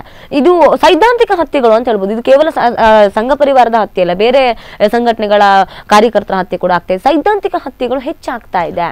ಸೊ ಇದಕ್ಕೆ ಎಲ್ಲೋ ಒಂದು ರೀತಿಯಲ್ಲಿ ಇದು ರಾಜಕೀಯವಾಗಿ ಬಿಜೆಪಿಗೆ ಪ್ಲಸ್ ಆಗುತ್ತಾ ಮೈನಸ್ ಆಗುತ್ತಾ ಅಂತ? ನಾವು ಸಾವಿನ ಮೇಲೆ ಓಟಿನ ಲೆಕ್ಕ ಹಾಕಬಾರ್ದು. ಅಂದ್ರೆ ಸಿದ್ದರಾಮಯ್ಯ ಅದನ್ನೇ ಹೇಳ್ತಾ ಇದ್ದಾರೆ, ಬಿಜೆಪಿ ಅವರು ಅದನ್ನೇ ಮಾಡ್ತಾ ಇದ್ದಾರೆ. ಇಲ್ಲ, ಅವರು ಅದನ್ನ ಅವರು ಮಾಡ್ತಾ ಇದ್ದಾರೆ ಅಂತಲ್ಲ, ಇವರಿಗೊಂದು ಹೇಳಲಿಕ್ಕೆ ಒಂದು ಅವಕಾಶ ಬಿಟ್ರೆ ಯಾರು ಸಾವಿನ ಮೇಲೆ ಲೆಕ್ಕವನ್ನು ಹಾಕುವುದಿಲ್ಲ, ಮತದ ಲೆಕ್ಕವನ್ನು ಹಾಕುವುದಿಲ್ಲ. ಅದು ತಪ್ಪಾಗ್ತದೆ. ರಾಜಕೀಯ ಭಾಷಣ ಮಾಡುವಾಗ ಇದನ್ನು ಹೇಳ್ತಾ ಇದ್ದಾರೆ, ಅದು ತಪ್ಪು. ಅದನ್ನು ಹೇಳುವಂಥದ್ದು ತಪ್ಪಾಗ್ತದೆ. ಒಂದು ಆಡಳಿತವನ್ನು ಮಾಡುವವರು ಜವಾಬ್ದಾರಿ ಏನಿರ್ತದೆ, ಕಾನೂನು ಸುವ್ಯವಸ್ಥೆಯನ್ನು ಕಾಪಾಡುವಂಥದ್ದು. ಅದಕ್ಕೆ ಇನ್ನೊಂದು ಪಕ್ಷವನ್ನು ದೂಷಣೆಯನ್ನು ಮಾಡುವಂಥದ್ದು ಎಲ್ಲ ತಪ್ಪಾಗ್ತದೆ. ಓಕೆ, ಸೊ ಆದ್ರೆ ಇವತ್ತು ಒಂದು ಹಂತದಲ್ಲಿ ನೋಡೋದ್ರೆ ಬಿಜೆಪಿ ಕಾರ್ಯಕರ್ತರ ಹತ್ಯೆ ಕೂಡ ಆಗ್ತಾ ಇರುವಂತಹದ್ದು. ಸೊ ಈ ವಿಚಾರವನ್ನು ಗಮನಿಸೋದಾದ್ರೆ ಎಲ್ಲ ಒಂದು ರೀತಿಯಲ್ಲಿ ಸೈದ್ಧಾಂತಿಕ ಹತ್ಯೆಗಳು ಇವತ್ತು ರಾಜಕೀಯದ ವಸ್ತು ಆಗ್ತಾ ಇದೆಯಾ? ಬಹುಶಃ ಅದೇ ಎಲ್ಲ ಒಂದು ರೀತಿಯಲ್ಲಿ ಅದೇ ರಾಜಕಾರಣದ ಮೂಲ ವಸ್ತುವಾಗಿ ನಿಂತಿದೆ ಇವತ್ತು ಅಂತ. ಯಾವುದೇ ಜಾತಿಯವ, ಯಾವುದೇ ಧರ್ಮದವನ ಕೊಲೆ ಆದರೂ ಸಹ ಅದು ನೋವು ಎಲ್ರಿಗೂ ಇರ್ತದೆ. ಆದರೆ ಅದನ್ನು ಉಪಯೋಗ ಮಾಡಿಕೊಳ್ಳುವಂಥದ್ದು, ರಾಜಕೀಯಕ್ಕೆ ಬಳಸ್ಕೊಳ್ಳುವಂಥದ್ದು ತಪ್ಪು ಅನ್ನುವಂಥದ್ದು ನನ್ನ ಅಭಿಪ್ರಾಯ. ಓಕೆ, ಸೊ ಇವತ್ತು ನಡೀತಿರ್ತಕ್ಕಂಥ ದೀಪಕ್ ಹತ್ಯೆ ಇರಬಹುದು, ಪರೇಶ್ ಪಿಸ್ತಾ ಹತ್ಯೆ ಇರಬಹುದು, ಬಶೀರ್ ಹತ್ಯೆ ಇರಬಹುದು, ಅದರ ಬಗ್ಗೆ ಅದಕ್ಕೆ ಅತಿ ಶೀಘ್ರದಲ್ಲಿ ತನಿಖೆ ಆಗಬೇಕಾಗ್ತದೆ, ತಪ್ಪಿತಸ್ಥರಿಗೆ ಶಿಕ್ಷೆ ಆಗಬೇಕಾಗ್ತದೆ. ಸರ್, ಇನ್ನು ಅಭಿವೃದ್ಧಿಯ ವಿಚಾರವನ್ನು ನೋಡೋದಾದ್ರೆ ಬಹುಶಃ ಮುಖ್ಯಮಂತ್ರಿ ಸಿದ್ದರಾಮಯ್ಯನವರು ಬಂದರು. ಸಿದ್ದರಾಮಯ್ಯನವರ ಒಂದಷ್ಟು ಅಭಿವೃದ್ಧಿ ಕಾರ್ಯಕ್ರಮಗಳು ಮತ್ತು ಸಾಧನಾ ಸಮಾವೇಶಗಳು ಎಲ್ಲ ಒಂದು ರೀತಿಯಲ್ಲಿ ದೊಡ್ಡ ಮಟ್ಟಿನ ಚರ್ಚೆ ಆಗ್ತಾ ಇರುವಂತದ್ದು ಚುನಾವಣೆ ಹತ್ರ ಬರ್ತಕ್ಕಂಥ ಸಂದರ್ಭದಲ್ಲಿ. ಇನ್ನೊಂದು ಮಾತು ಕೂಡ ಕೇಳ್ತಾ ಇದೆ, ಇಲ್ಲಿ ಕಾಪುವಲ್ಲಿರಬಹುದು ಅಥವಾ ಉಡುಪಿಯಲ್ಲಿರಬಹುದು, ಬೈಂದೂರಿನಲ್ಲಿರಬಹುದು. ಕಾಪುವಿನ ವಿಚಾರಕ್ಕೆ ಬಂದಾಗ ಲಾಲಾಜಿ ಮೆಂಡನ್ ಅವರು MLA ಆದಂತಹ ಸಂದರ್ಭದಲ್ಲಿ ಮಾಡಿರ್ತಕ್ಕಂಥ ಅಭಿವೃದ್ಧಿ ಯೋಜನೆಗಳಿಗೆ ವಿನಯ್ ಕುಮಾರ್ ಸೊರಕೆ ಅವರು ಉದ್ಘಾಟನೆ ಮಾಡ್ತಿದ್ದಾರೆ ಅನ್ನುವಂತಹ ಆರೋಪ ಕೇಳಿ ಬಂತು. ಅದಾದ ಮೇಲೆ ಇಲ್ಲಿ ರಘುಪತಿ ಭಟ್ರು ಕೂಡ ಹೇಳಿದ್ರು, ಟೆಂಡರೇ ಕರೆಯದೇ ಇರ್ತಕ್ಕಂಥ ವಿಚಾರಗಳಿಗೆ ಇವರ ಉದ್ಘಾಟನೆಗಳನ್ನ ಮಾಡ್ತಾ ಇದ್ದಾರೆ ಅಂತ. ಒಟ್ಟು CM ಸಿದ್ದರಾಮಯ್ಯನವರ ಆಗಮನದ ಬಗ್ಗೆ ನೀವೇನ್ ಹೇಳ್ತೀರಾ? ಮುಖ್ಯಮಂತ್ರಿಗಳು ಬಂದಾಗ ಕೇವಲ ಬೈಂದೂರು ಉಡುಪಿ ಕ್ಷೇತ್ರದಲ್ಲಿ ಮತ್ತು ಕಾಪುವಲ್ಲಿ ಅಂದರೆ ಕಾಂಗ್ರೆಸ್ ಶಾಸಕರು ಎಲ್ಲಿದ್ದಾರೆ ಅಲ್ಲಿ ಮಾತ್ರ ಸಾಧನ ಸಮಾವೇಶ ಮಾಡಿದ್ರು. ಬೇರೆ ಕುಂದಾಪುರದಲ್ಲಿ ಪಕ್ಷೇತರ ಶಾಸಕರು ಅಲ್ಲಿ ಮಾಡಲಿಲ್ಲ, ಕಾರ್ಕಳದಲ್ಲಿ ಸುನಿಲ್ ಕುಮಾರ್ ಅಲ್ಲಿಯೂ ಮಾಡಲಿಲ್ಲ. ಆದರೆ ಅವರು ಹೇಳಿದಂಥ ಸಾಧನ ಸಮಾವೇಶ ಏನಿದೆ ಅಲ್ಲಿ ಅವರ ಶಾಸಕರಿಗೆ ಮತವನ್ನು ಕೇಳಿದರು, ಅದು ಸಾಧನ ಸಮಾವೇಶ ಆಗಲಿಲ್ಲ, ಚುನಾವಣಾ ಭಾಷಣ ಆಯ್ತದು. ಅದು ಒಂದು ಕಡೆಯಲ್ಲಿ ಚುನಾವಣಾ ಭಾಷಣ ಆದರೆ ಅವರು ಹೇಳಿದಾಗೆ ಯೋಜನೆ ಕಾಮಗಾರಿಗಳು ಏನು ಉದ್ಘಾಟನೆ ಶಂಕುಸ್ಥಾಪನೆ ಎಲ್ಲ ಮಾಡಿದಾರಲ್ಲ, ನಾನು ನೋಡ್ತೀನಿ. ಒಂದೆರಡು ಉದಾಹರಣೆಯನ್ನು ಕೊಡ್ತೀನಿ. ನಾನು ನಿನ್ನೆ ಇವ್ರದ್ದು ಭಾಷಣವನ್ನು ಕೇಳಿದೆ, ಗೋಪಾಲ್ ಪೂಜ್ಯಾರಿ ಯೂಟ್ಯೂಬ್ನಲ್ಲಿ ಯಾವುದ್ರಲ್ಲೂ ಬಂತು. 102 ಕೋಟಿ ಗಂಗೊಳ್ಳಿದು ಬ್ರೇಕ್ ವಾಟರ್ ಇದ್ದು ನಾನು ಸ್ಯಾಂಕ್ಷನ್ ಮಾಡಿಸ್ಕೊಂಡು ಬಂದದ್ದು ಅಂತ. ನಾನು ಆಗ ಸಂಸದನಾಗಿದ್ದೆ, ನಾನೇ ಶರದ್ ಪವಾರ್ ಅವ್ರ ಹತ್ರ ಹೋಗಿದ್ದೆ, ಅದನ್ನು ಸ್ಯಾಂಕ್ಷನ್ ಮಾಡಿಸ್ಕೊಂಡು ಬಂದದ್ದು. ಯಾಕಂದರೆ ಗಂಗೊಳ್ಳಿಯ ಮೀನುಗಾರರು ನನ್ನ ಹತ್ರ ಬಂದು, ನಾನು ಆವತ್ತು ಗೋಪಾಲ್ ಪೂಜಾರಿ ಅವರು ಬಂದಿರಲಿಲ್ಲ ದೆಹಲಿಗೆ, ಬಂದಿದ್ದು ನಮ್ಮೊಟ್ಟಿಗೆ ಮಂತ್ರಿಗಳ ಹತ್ರ ಹೋಗುವಾಗ ಬಂದಿರಲಿಲ್ಲ ಅವರು. ಅದರ ದಾಖಲೆ ನನ್ನ ಹತ್ರ ಇದೆ. ಮಂತ್ರಿಗಳು ನನಗೆ ಪತ್ರವನ್ನು ಬರೆದಿದ್ದಾರೆ, ನೀವು ಹೇಳಿದ ಕೆಲಸವನ್ನು ನಮ್ಮ ಮಿನಿಸ್ಟ್ರಿ ಅನುಮೋದನೆ ಕೊಟ್ಟಿದೆ ಅಂತ. ಅದು ನನ್ನ ಹತ್ರ ಇದೆ. ಸಮಯ ಬಂದಾಗ ಅವರ ಎದುರಿಗೆ ಅವರು ಹೇಳಿದ್ದಾರೆ, ಯಾರಾದರೂ ಇದ್ದರೆ ಚಾಲೆಂಜ್ ಮಾಡಿ ನಾನು ಬರ್ತೇನೆ, ಒಂದೇ ವೇದಿಕೆಯಲ್ಲಿ ಅವರನ್ನು ಕರೀರಿ, ನನ್ನನ್ನು ಕರೀರಿ, ಬೇರೆ ಬೇರೆ ಕಾಮಗಾರಿಗಳು ಅವರ ಕ್ಷೇತ್ರದಲ್ಲಿ ನಾನು ಸ್ಯಾಂಕ್ಷನ್ ಮಾಡಿಸಿದ್ದನ್ನು ನಾನು ಹೇಳ್ತೇನೆ. ಅದೇ ರೀತಿಯಲ್ಲಿ ಇಲ್ಲಿ ಉಡುಪಿಯಲ್ಲಿ ಕೇಂದ್ರ ರಸ್ತೆ ನಿಧಿ ಅಲ್ಲಿಯೂ ಮಾಡಿದ್ದಾರೆ. ಕೇಂದ್ರ ರಸ್ತೆ ನಿಧಿ ಪ್ರಧಾನಮಂತ್ರಿ ಕೇಂದ್ರದಿಂದ ಬಂದ ಅನುದಾನವನ್ನು ನಾವು ಮಾಡಿದ್ದು ಅಂತೇಳಿ ಅವರು ಹಿಂದೆ ಫ್ಲೆಕ್ಸ್ ಹಾಕ್ಕೊಂಡಿದ್ದು ಮಾತ್ರ ಅಲ್ಲ, ಇದರಲ್ಲಿ ಸೇರಿಸ್ಕೊಂಡಿದ್ದಾರೆ, ಶಂಕುಸ್ಥಾಪನೆಯಲ್ಲಿ ಉದ್ಘಾಟನೆಯಲ್ಲಿ ಸೇರಿಸ್ಕೊಂಡಿದ್ದಾರೆ. ಅದಕ್ಕಿಂತ ಮುಖ್ಯವಾಗಿ ವರಾಯಿಯಿಂದ ನೀರನ್ನು ಉಡುಪಿಗೆ ತರ್ತೇನೆ ಅಂತೇಳಿ 370 ಕೋಟಿದೊಂದು ಯೋಜನೆಯನ್ನು ಹೇಳಿದಾರಲ್ಲ, ಅದಕ್ಕೆ ಆಡಳಿತಾತ್ಮಕ ಅನುಮೋದನೆಯೂ ಇಲ್ಲ, ಅಡ್ಮಿನಿಸ್ಟ್ರೇಟಿವ್ ಅಪ್ರೂವಲ್ಲೂ ಇಲ್ಲ. ಅದು ಅರಣ್ಯ ಪ್ರದೇಶದ ಮಧ್ಯದಲ್ಲಿ ಬರ್ಬೇಕಾಗ್ಬೋದು, ಕೆಲವು ಫಾರೆಸ್ಟ್ ಕ್ಲಿಯರೆನ್ಸು ಇಲ್ಲ, ಟೆಂಡರು ಕರೀಲಿಲ್ಲ. ಹಾಗಾದರೆ ಇದನ್ನು ಹೇಗೆ ಅವರು ಶಂಕುಸ್ಥಾಪನೆ ಮಾಡ್ತಾರೆ? ಮುಖ್ಯಮಂತ್ರಿಗಳಿಗೆ ಗೊತ್ತಿದ್ದು ಮಾಡಿದ್ದಾರೆ, ಗೊತ್ತಿಲ್ಲದ ಮಾಡಿದ್ದಾರೆ ಗೊತ್ತು. ಯಾಕಂದರೆ ಜಿಲ್ಲಾ ಉಸ್ತುವಾರಿ ಸಚಿವರು ಅದನ್ನು ಡಿ ಸಿ ಅವ್ರ ಹತ್ರ ಕೇಳಿ ಪಟ್ಟಿಯನ್ನು ಕೊಟ್ಟಿರ್ಬೋದು.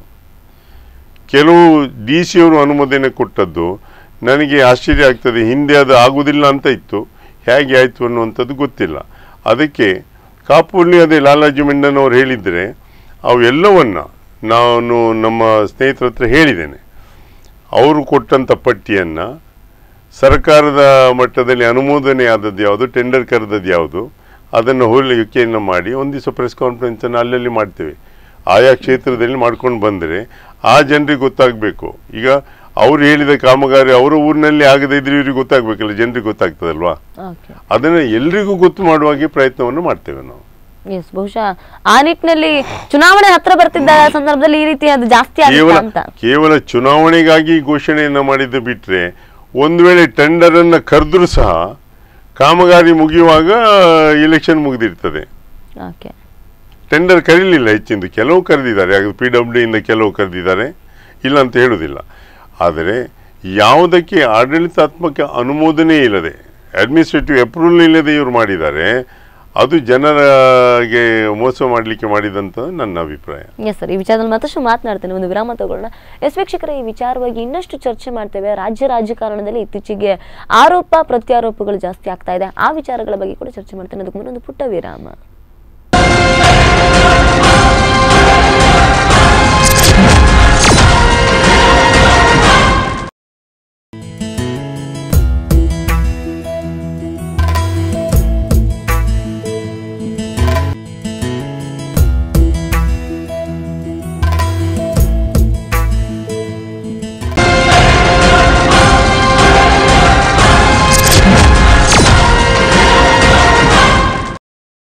ವಿರಾಮದ ಬಳಿಕ ಮತ್ತೊಮ್ಮೆ ಜಯಾವಲೋಕನ ವಿಶೇಷ ಕಾರ್ಯಕ್ರಮಕ್ಕೆ ಸ್ವಾಗತ. ಶಿಕ್ಷಕರ ಬನ್ನಿ ಜಯಪ್ರಕಾಶ್ ಹೆಗಡೆ ಅವರ ಜೊತೆ ಇನ್ನಷ್ಟು ವಿಚಾರಗಳನ್ನ ಚರ್ಚೆ ಮಾಡೋಣ. ಜಯಪ್ರಕಾಶ್ ಹೆಗಡೆ ಅವರು ಒಬ್ಬ ರಾಜಕೀಯ ಮುತ್ಸದ್ದಿಯಾಗಿ ಇವತ್ತು ಕರ್ನಾಟಕದ ರಾಜಕೀಯದಲ್ಲಿ ಆಗ್ತಿರ್ತಕ್ಕಂತಹ ಬದಲಾವಣೆಗಳ ಬಗ್ಗೆ ಮತ್ತು ಸ್ಥಳೀಯ ಮಟ್ಟದಲ್ಲಿ ಚುನಾವಣೆ ಯಾವುದು ಪ್ಲಸ್ ಆಗುತ್ತೆ ಯಾವುದು ಮೈನಸ್ ಆಗುತ್ತೆ ಆ ಎಲ್ಲ ವಿಚಾರಗಳ ಬಗ್ಗೆ ಕೂಡ ಚರ್ಚೆ ಮಾಡೋಣ. ಸರ್, ಬಹುಶಃ ಇವತ್ತಿನ ವಿಚಾರವನ್ನು ನಾವು ನೋಡಿದ್ರೆ ಒಂದು ರೀತಿಯಲ್ಲಿ ಮಾತುಗಳು ಕೇಳಿ ಬರ್ತಿದೆ, ಈ ಬಾರಿ ರಾಜ್ಯದಲ್ಲಿ JDS ಎಲ್ಲ ಒಂದು ರೀತಿಯಲ್ಲಿ ಕಿಂಗ್ ಮೇಕರ್ ಆಗುತ್ತಾ ಅನ್ನುವಂಥ ಪ್ರಶ್ನೆಗಳು ಕೂಡ ಹುಟ್ಟಿಕೊಳ್ತಾ ಇದೆ. ಸೊ ಅದಕ್ಕೇನು ಹೇಳ್ತೀರಾ? ಅದು ಡಿಪೆಂಡ್ಸ್. ಈಗ ಅವರು ಎಷ್ಟು ಸೀಟ್ ತಗೊಳ್ತಾರೆ ಅನ್ನುವಂಥದ್ದು.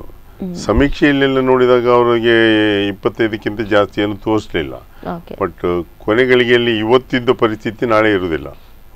ಸಮೀಕ್ಷೆಯಲ್ಲಿ ಚುನಾವಣೆ ಹತ್ರ ಬಂದಾಗೂ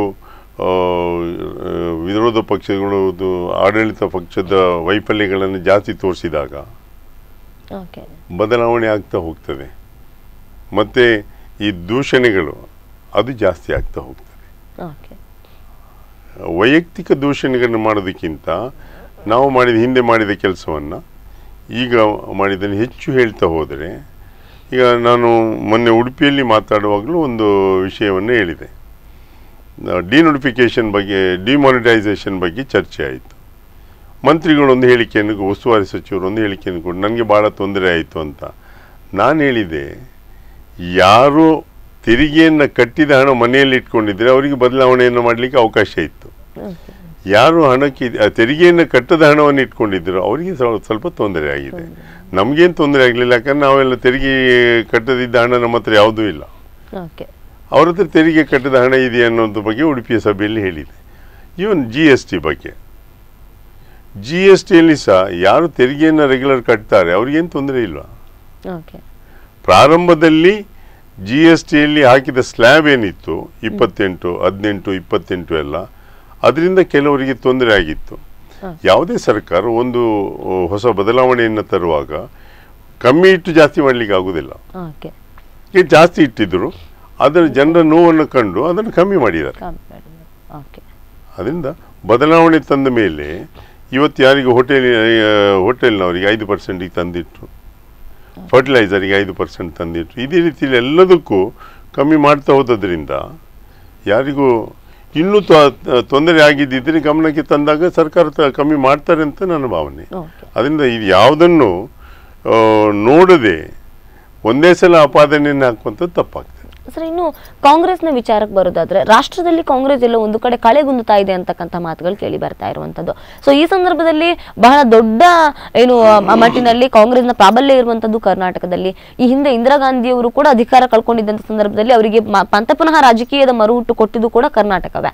ಹಾಗಿರ್ತಕ್ಕಂಥ ಸಂದರ್ಭದಲ್ಲಿ ಈಗ ಪುನಃ ಇನ್ನು ರಾಷ್ಟ್ರ ಮಟ್ಟದಲ್ಲಿ ರಾಹುಲ್ ಗಾಂಧಿ ಅವರಿಗೆ ಏನು ಅಧ್ಯಕ್ಷ ಸ್ಥಾನ ಸಿಕ್ಕಿರುವಂತದ್ದು, ಪುನಃ ರಾಜಕೀಯ ವಲಯದಲ್ಲಿ ರಾಷ್ಟ್ರ ಮಟ್ಟದಲ್ಲಿ ಕಾಂಗ್ರೆಸ್ಗೆ ಮರುಹುಟ್ಟು ಕೊಡುವ ಸಾಧ್ಯತೆ ಇದೆಯಾ ಕರ್ನಾಟಕದಲ್ಲಿ ಅಂತ? ಇಂದಿರಾ ಗಾಂಧಿ ಅವರಿಗೆ ಮರುಹುಟ್ಟು ಅಂದ್ರೆ ಉಡುಪಿ ಚಿಕ್ಕಮಗಳೂರು ಕ್ಷೇತ್ರದಲ್ಲಿ ಅವ್ರು ಗೆದ್ದಂಥದ್ದು ಬಿಟ್ಟು ಇಡೀ ರಾಜ್ಯದಲ್ಲಿ ಒಂದೇ ಸಲ ಗೆಲ್ಲಿಲ್ಲ. ಆಗ ಕಾಂಗ್ರೆಸ್ ಇತ್ತು, ಭಾರತೀಯ ಜನತಾ ಪಕ್ಷ ಅಷ್ಟು ಪ್ರಬಲವಾಗಿ ಇರಲಿಲ್ಲ. ಇವತ್ತು ಭಾರತೀಯ ಜನತಾ ಪಕ್ಷ ಎಷ್ಟು ಪ್ರಬಲವಾಗಿದೆ, ಅವತ್ತು ಅಷ್ಟು ಪ್ರಬಲವಾಗಿ ಇರಲಿಲ್ಲ. ಹಾಗಾಗಿ ಕಾಂಗ್ರೆಸ್ ಮತ್ತೆ ಅದು ಇವರು ವೀರೇಂದ್ರ ಪಾಟೀಲ್ ಅವರು ನಿಂತದ್ದು ಭಾರತೀಯ ಜನತಾ ಪಕ್ಷ ಅಲ್ಲ, ಜನತಾ ದಳದಲ್ಲಿ, ಜನತಾ ಪಾರ್ಟಿಯಲ್ಲಿ. ಅವರು ಸಹ ಗೆದ್ದು ತಕ್ಷಣದಲ್ಲಿ ಕಾಂಗ್ರೆಸ್ಸಿಗೆ ಹೋಗಿ ಶ್ರೀಮತಿ ಇಂದಿರಾ ಗಾಂಧಿ ಅವರೊಟ್ಟಿಗೆ ಮಂತ್ರಿ ಆದರು. ಹಾಗಾಗಿ ಅವತ್ತಿನ ಪರಿಸ್ಥಿತಿ, ಭಾರತೀಯ ಜನತಾ ಪಕ್ಷದ ಪರಿಸ್ಥಿತಿ ಇವತ್ತಿಗೂ ಬಹಳ ಅಂತರ ಇದೆ. ಇವತ್ತು ಇಡೀ ದೇಶದಲ್ಲಿ ಪ್ರಬಲವಾಗಿ ಬೆಳೆದಿದ್ದರಿಂದ ಖಂಡಿತವಾಗಿ BJP ರಾಷ್ಟ್ರ ಮಟ್ಟದಲ್ಲಿ ಏನು ಕೆಲಸ ಆಗಿದೆ, ಪ್ರಧಾನಮಂತ್ರಿಯವರು ಮಾಡಿದ ಕೆಲಸ, ಸರ್ಕಾರ ಮಾಡಿದ ಕೆಲಸ, ಇಲ್ಲಿ ಅದರ ಪರಿಣಾಮವು ಬೀಳ್ತದೆ ಅನ್ನುವಂಥದ್ದು ನನ್ನ ಅಭಿಪ್ರಾಯ. ಮತ್ತು ಕೇಂದ್ರದ ಅನುದಾನ ಏನಿದೆ ಕೆಲವುದಕ್ಕೆ, ಅದನ್ನು ರಾಜ್ಯ ಸರ್ಕಾರ ಉಪಯೋಗ ಮಾಡಿಕೊಂಡು ಕೇಂದ್ರ ಹೆಸರನ್ನು ಹೇಳ್ತಾ ಇಲ್ಲ. ಅದನ್ನು ಈಗ ಚುನಾವಣೆ ಸಂದರ್ಭದಲ್ಲಿ ಪ್ರತಿಯೊಂದು ಸಭೆಗಳಲ್ಲಿ ನಾವು ಹೇಳಲಿಕ್ಕೆ ಶುರು ಮಾಡ್ತೇವೆ. ಬಹುಶಃ ಮುಖ್ಯಮಂತ್ರಿ ಸಿದ್ದರಾಮಯ್ಯ ಅವರು ಒಂದು ಹೇಳಿಕೆ ಕೂಡ ಕೊಟ್ಟರು ನಿನ್ನೆ. ಎಲ್ಲೋ ಒಂದು ರೀತಿಯಲ್ಲಿ ಮೊದಲು ಬಿಜೆಪಿ ಅವರು ಹೇಳಿದ್ರು ಅನ್ನಭಾಗ್ಯವನ್ನ ಏನು ಕನ್ನ ಭಾಗ್ಯ ಅಂದ್ರು, ಈಗ ನಮ್ಮ ಭಾಗ್ಯ ಅಂತ ಹೇಳ್ತಿದ್ದಾರೆ ಅನ್ನುವ ಹೇಳಿಕೆಯನ್ನು ಸಿದ್ದರಾಮಯ್ಯನವರು ಕೊಟ್ಟರು. ನಿಜ ಅಂತ ತಪ್ಪೇನಿದೆ? ಈಗ ಕೇಂದ್ರದಿಂದ 29 ರೂಪಾಯಿ ಕೊಟ್ಟರೆ 1 kg ಅಕ್ಕಿಗೆ, ಅದು ನಮ್ಮ ಭಾಗ್ಯ ಅಂತ ಹೇಳ್ಕೊಂಡು ತಪ್ಪೇನಿದೆ? ಅವರ ಕೇಂದ್ರದ ಅನುದಾನ ಅದನ್ನು ಇವ್ರು ಹೇಳಲಿಲ್ಲಲ್ಲ. ಈಗ 108 ಆ್ಯಂಬುಲೆನ್ಸ್ ಫೋಟೋ ಇವರದಿದೆ. ಆದರೆ ಒಂದು ಸಂತೋಷ ಅಂದರೆ ರಮೇಶ್ ಕುಮಾರ್ ಅವ್ರ ಫೋಟೋ ಹಾಕೋದು ಬೇಡ ಅಂತ ಹೇಳಿದ್ರಂತೆ. ಅವ್ರ ಫೋಟೋ ಇಲ್ಲ ಅದರಲ್ಲಿ, ಆ್ಯಂಬುಲೆನ್ಸ್ನಲ್ಲಿ. ಕೇಂದ್ರದ ಅನುದಾನ ಬಂದದ್ದು ಕೇಂದ್ರದಂತೆ ಹೇಳಬೇಕಾಗ್ತದೆ. ಆದರೆ ರಾಜ್ಯಕ್ಕೆ ಏನು ಶೇರ್ ಕೊಡ್ತಾರೆ, ಈಗ GST ಬಂದ ಮೇಲೆ ಕೇಂದ್ರದಿಂದ ಒಂದು ಶೇರನ್ನು ರಾಜ್ಯಕ್ಕೆ ಕೊಡ್ತಾರೆ, ರಾಜ್ಯದವ್ರದ್ದು ಅಂತ ಹೇಳಬೇಕಾಗ್ತದೆ, ಬಿಟ್ಟರೆ ಅದು ಕೇಂದ್ರದಂತ ಹೇಳಲಿಕ್ಕಾಗೋದಿಲ್ಲ. ಇದನ್ನು ಕೇಂದ್ರದಿಂದ ಎಷ್ಟು ಬರ್ತದೆ ಗ್ರ್ಯಾಂಟು, ರಾಜ್ಯ ಸರ್ಕಾರ ಎಷ್ಟಾಗ್ತದೆ ಅನ್ನುವಂಥದ್ದು ನೋಡಬೇಕಾಗ್ತದೆ. ಕೆಲವಕ್ಕೆ ಕೇಂದ್ರದಿಂದ 70% ಕೊಡ್ತಾರೆ, ರಾಜ್ಯದಿಂದ 30% ಆಗ್ತಾರೆ, ಕೆಲವು ರಾಜ್ಯದಿಂದ ಜಾಸ್ತಿ ಆಗ್ತಾರೆ, ಕೇಂದ್ರ ಅವೆಲ್ಲವನ್ನು ಬಿಡಿಸಿ ಹೇಳಿದಾಗ ಮಾತ್ರ ಗೊತ್ತಾಗೋದು ಬಿಟ್ಟರೆ ಜನರಿಗೆ. ಇಲ್ಲಿದ್ರೆ ಏನಾಗ್ತದೆ, ನೇರವಾಗಿ ರಾಜ್ಯ ಸರ್ಕಾರವೇ ಕೊಟ್ಟೊಂದೊಂದು ಅನ್ನುವ ಅಭಿಪ್ರಾಯ ಬರ್ತದೆ. ಈಗ 14th ಫೈನಾನ್ಸ್ ಕಮಿಷನ್ನ ಹಣ ಮೊದಲು ಜಿಲ್ಲಾ ಪಂಚಾಯತಿಗೆ ಬಂದು ತಾಲೂಕ್ ಪಂಚಾಯತಿಗೆ ಬರ್ತಾ ಇತ್ತು, ಇವತ್ತಾಗಲ್ಲ. 14th ಫೈನಾನ್ಸ್ ಕಮಿಷನ್ ಅವರ ರೆಕಮೆಂಡೇಶನ್ ಮೇಲೆ ನೇರವಾಗಿ ಗ್ರಾಮ ಪಂಚಾಯತಿಗೆ ಹೋಗ್ತಾ ಇದೆ. ಆದರೆ ಜಿಲ್ಲಾ ಪಂಚಾಯತ್ ತಾಲೂಕು ಪಂಚಾಯತಿಗೆ ಯಾವುದೇ ಅನುದಾನ ಬರ್ತಾರೆ, ಬಹಳ ಕಮ್ಮಿ ಬರುವಂಥದ್ದು. ಆ ಜಿಲ್ಲಾ ಪಂಚಾಯತ್ ತಾಲೂಕು ಪಂಚಾಯತ್ ಮೆಂಬರ್ಸು ಅಷ್ಟು ಕಷ್ಟಪಟ್ಟು ಗೆದ್ದು ಬಂದರೂ ಸಹ ಅವರಿಗೆ ಆ ಕೆಲಸ ಮಾಡಲಿಕ್ಕೆ ಅನುದಾನ ಇಲ್ಲ ಅಲ್ಲಿ. ಇದಕ್ಕೆ ಒಂದು ಸರಿಯಾದ ಹೊಂದಾಣಿಕೆ ಮಾಡಿ ರಾಜ್ಯ ಸರ್ಕಾರ ಅವರಿಗೆ ಹೆಚ್ಚು ಅನುದಾನವನ್ನು ಕೊಡಬೇಕಾಗ್ತದೆ. ಸರ್, ಇನ್ನು ಈ ವಿಷಯವನ್ನು ನೋಡಿದ್ರೆ ಕರ್ನಾಟಕ ಬಿಜೆಪಿಯ ವಿಚಾರವನ್ನು ತಗೊಳ್ಳೋದಾದ್ರೆ ಒಂದು ರೀತಿಯಲ್ಲಿ ಜನ ಮಾತಾಡ್ತಾ ಇದ್ದಾರೆ, ಕರ್ನಾಟಕ ಬಿಜೆಪಿ ವಿರೋಧ ಪಕ್ಷವಾಗಿ ಸೋಲ್ತಾ ಇದೆ, ಏನೂ ಮಾತಾಡ್ತಾ ಇಲ್ಲ. ಇನ್ನೊಂದು ಎಲ್ಲದಕ್ಕೂ ಕೂಡ ಅಮಿತ್ ಶಾನೇ ಬಂದು ಚಾಟಿ ಬೀಸಬೇಕು ಇವರಿಗೆ, ಇಲ್ಲದಿದ್ರೆ ಕರ್ನಾಟಕ ಬಿಜೆಪಿ ಎಚ್ಚೆತ್ಕೊಳ್ಳೋದಿಲ್ಲ ಅಂತ. ಸೊ ಈ ತರದ ಆರೋಪಗಳಿಗೆ ಏನ್ ಹೇಳ್ತೀರಾ? ಅವ್ರು ಕೆಲಸ ಮಾಡ್ತಾ ಇದ್ದಾರೆ, ಅದು ಸಾಕಾಗೋದಿಲ್ಲ ಅಂತ. ಯಾಕಂದ್ರೆ ಅವರ ಸ್ಪೀಡಿಗೆ ಇವ್ರು ಬರಬೇಕು ಅನ್ನೋಂಥದ್ದು ಅವರ ಅಭಿಪ್ರಾಯ. ಹಾಗಾಗಿ ಅವರು ಬಂದು ಕೂತ್ಕೊಂಡು ಈ ರೀತಿ ಕೆಲಸವನ್ನು ಮಾಡಿ, ಯಾಕಂದ್ರೆ ಅವರು UPಯಲ್ಲಿ ಗೆದ್ದಂಥದ್ದು, ಗುಜರಾತ್ನಲ್ಲಿ 22 ವರ್ಷದ ನಂತರ ಸೀಟ್ ಕಮ್ಮಿ ಬಂದಿರಬಹುದು, ಆದರೆ 22 ವರ್ಷದ ಆ್ಯಂಟಿ ಇನ್ಕಮೆನ್ಸಿ ಅಂತ ಹೇಳಿದ್ರು ಸಹ ಬಂದು ಗೆದ್ದಿದ್ದಾರಲ್ಲ. ಅದೆಲ್ಲವನ್ನು ನೋಡಿದ ಮೇಲೆ ಅವರು ಆ ಚುನಾವಣೆಯನ್ನು ಗೆಲ್ಲಲಿಕ್ಕೆ ಏನೇನು ಯೋಜನೆಗಳನ್ನು ಹಾಕ್ಕೊಂಡಿದ್ದರು, ಕಾರ್ಯಕ್ರಮಗಳನ್ನು ಹಾಕ್ಕೊಂಡಿದ್ದರು, ಅದನ್ನು ಇಲ್ಲಿ ಇಂಪ್ಲಿಮೆಂಟ್ ಮಾಡಲಿಕ್ಕೆ ಪ್ರಯತ್ನ ಮಾಡ್ತಾ ಇದ್ದಾರೆ ಅವರು. ಓಕೆ, ಸೊ ಅದು ಕರ್ನಾಟಕದಲ್ಲಿ ವರ್ಕೌಟ್ ಆಗುತ್ತೆ ಅಂತ ಅನ್ಕೊಳ್ತೀರಾ? ಮೋದಿ ಅಮಿತ್ ಶಾ ಅವರ ಅಶ್ವಮೇಧದ ಕುದುರೆ ಏನಿಲ್ಲಿ ಕಟ್ಟಾಕ್ತೇನೆ ಅಂತ ಬಹಳ ಮಂದಿ ಮಾತಾಡ್ತಾ ಇದ್ದಾರೆ ಕರ್ನಾಟಕದಲ್ಲಿ. ಸೊ ಆ ಕಟ್ಟಾಕುವಂತಹ ಕೆಲಸ ಇಲ್ಲಿ ಆಗಬಹುದಾ, ಅಥವಾ ಬಹುಶಃ ನಾವು ಬೇರೆ ರಾಜ್ಯಗಳಲ್ಲಿ ನೋಡಿದ ಹಾಗೆ ಉತ್ತರ ಪ್ರದೇಶದಲ್ಲಿ ಇರಬಹುದು, ಬಿಹಾರದ ಬೇರೆ ಬೇರೆ ರಾಜಕೀಯ ವಲಯದಲ್ಲಿ ಬಿಜೆಪಿಯ ಎಗೇನ್ಸ್ಟ್ ಇರ್ತಕ್ಕಂಥ ಎಲ್ಲ ಎಡಪಕ್ಷಗಳು, ಎಲ್ಲ ಪಾರ್ಟಿಗಳು ಒಂದುಗೂಡಿದ್ವು. ಬಹುಶಃ ಆ ರೀತಿಯ ಮಹಾಗಠಬಂಧನ್ಗಳು ಬಹಳಷ್ಟು ನಡೆದಿದೆ. ಕರ್ನಾಟಕದಲ್ಲಿ ಕೂಡ ಅಂತಹದೊಂದು ಮಹಾಗಠಬಂಧನ್ ಬಿಜೆಪಿಯ ವಿರುದ್ಧ ನಡೀಬಹುದು. ಅಲ್ಲಿ ಗುಜರಾತ್ನಲ್ಲಿ ಸ್ವಲ್ಪ ಮಟ್ಟಿಗೆ ಜಿಗ್ನೇಶ್, ಅಲ್ಪೇಶ್ ಮತ್ತೆ ಹಾರ್ದಿಕ್ ಪಟೇಲ್ ಅವರದ್ದು ಪರಿಣಾಮ ಬಿದ್ದಿರಬಹುದು. ಆದರೆ ಜಿಗ್ನೇಶ್ ಅವರು ಏನು ಮಹಾರಾಷ್ಟ್ರದಲ್ಲಿ ಸಭೆಯನ್ನು ಮಾಡಿ ದೆಹಲಿಯಲ್ಲಿ ನಿನ್ನೆ ಮಾಡಿದ್ರು, ಅಲ್ಲಿ ಜನ ಇರಲಿಲ್ಲಂತೆ. It was a failure. ಈಗ UPಯಲ್ಲಿ ಅಖಿಲೇಶ್ ಯಾದವ್ ಅವರು ನಾವು ಇನ್ನು ಕಾಂಗ್ರೆಸ್ ಒಟ್ಟಿಗೆ ಹೋಗುವುದಿಲ್ಲ ಅಂತ ಒಂದು ಸ್ಟೇಟ್ಮೆಂಟ್ ಅನ್ನು ಕೊಟ್ಟಿದ್ದಾರೆ ಇವತ್ತು 2019ಗೆ. ಅದರಿಂದ ಅದರ ಪರಿಣಾಮ ಏನೇನಾಗ್ತದೆ ನೋಡಬೇಕಲ್ಲ. ಈಗ ಅಲ್ಲಿಯ ಚುನಾವಣೆ ಆದ ನಂತರ ಅಲ್ಲಿ ಎಲ್ಲ ಗೆದ್ದಾಯ್ತು, ನಾವು ಸಹ ಓಟ್ ಹಾಕುವಂಥ ಜನಕ್ಕೆ ಅಭಿಪ್ರಾಯ ಬರ್ಬೋದು. ಯಾಕಂದರೆ ನನ್ನ ಪ್ರಕಾರ ಕರಾವಳಿಯಲ್ಲಿ ಖಂಡಿತ ಮಲೆನಾಡಿನಲ್ಲಿ ಬಿಜೆಪಿಯ ಒಂದು ಅಲೆ ಇದೆ. ಆದ್ರೆ ಕಳೆದ ಬಾರಿ ಪ್ರತಿ ಬಾರಿ ಕೂಡ ಕರಾವಳಿ ಅಂತಂದ್ರೆ ಬಿಜೆಪಿಯ ಭದ್ರಕೋಟೆ ಅಂತಲೇ ಒಂದು ಮನಸ್ಥಿತಿ ಇತ್ತು. ಆದ್ರೆ ಕಳೆದ ಬಾರಿ ಬರಲಿಲ್ಲ, ಕಳೆದ ಬಾರಿ ಕಾಂಗ್ರೆಸ್ ಬಂದಿತ್ತು. ಆದ್ರೆ ಈಗ ಪುನಃ ಬದಲಾವಣೆ ಆಗಿದೆ.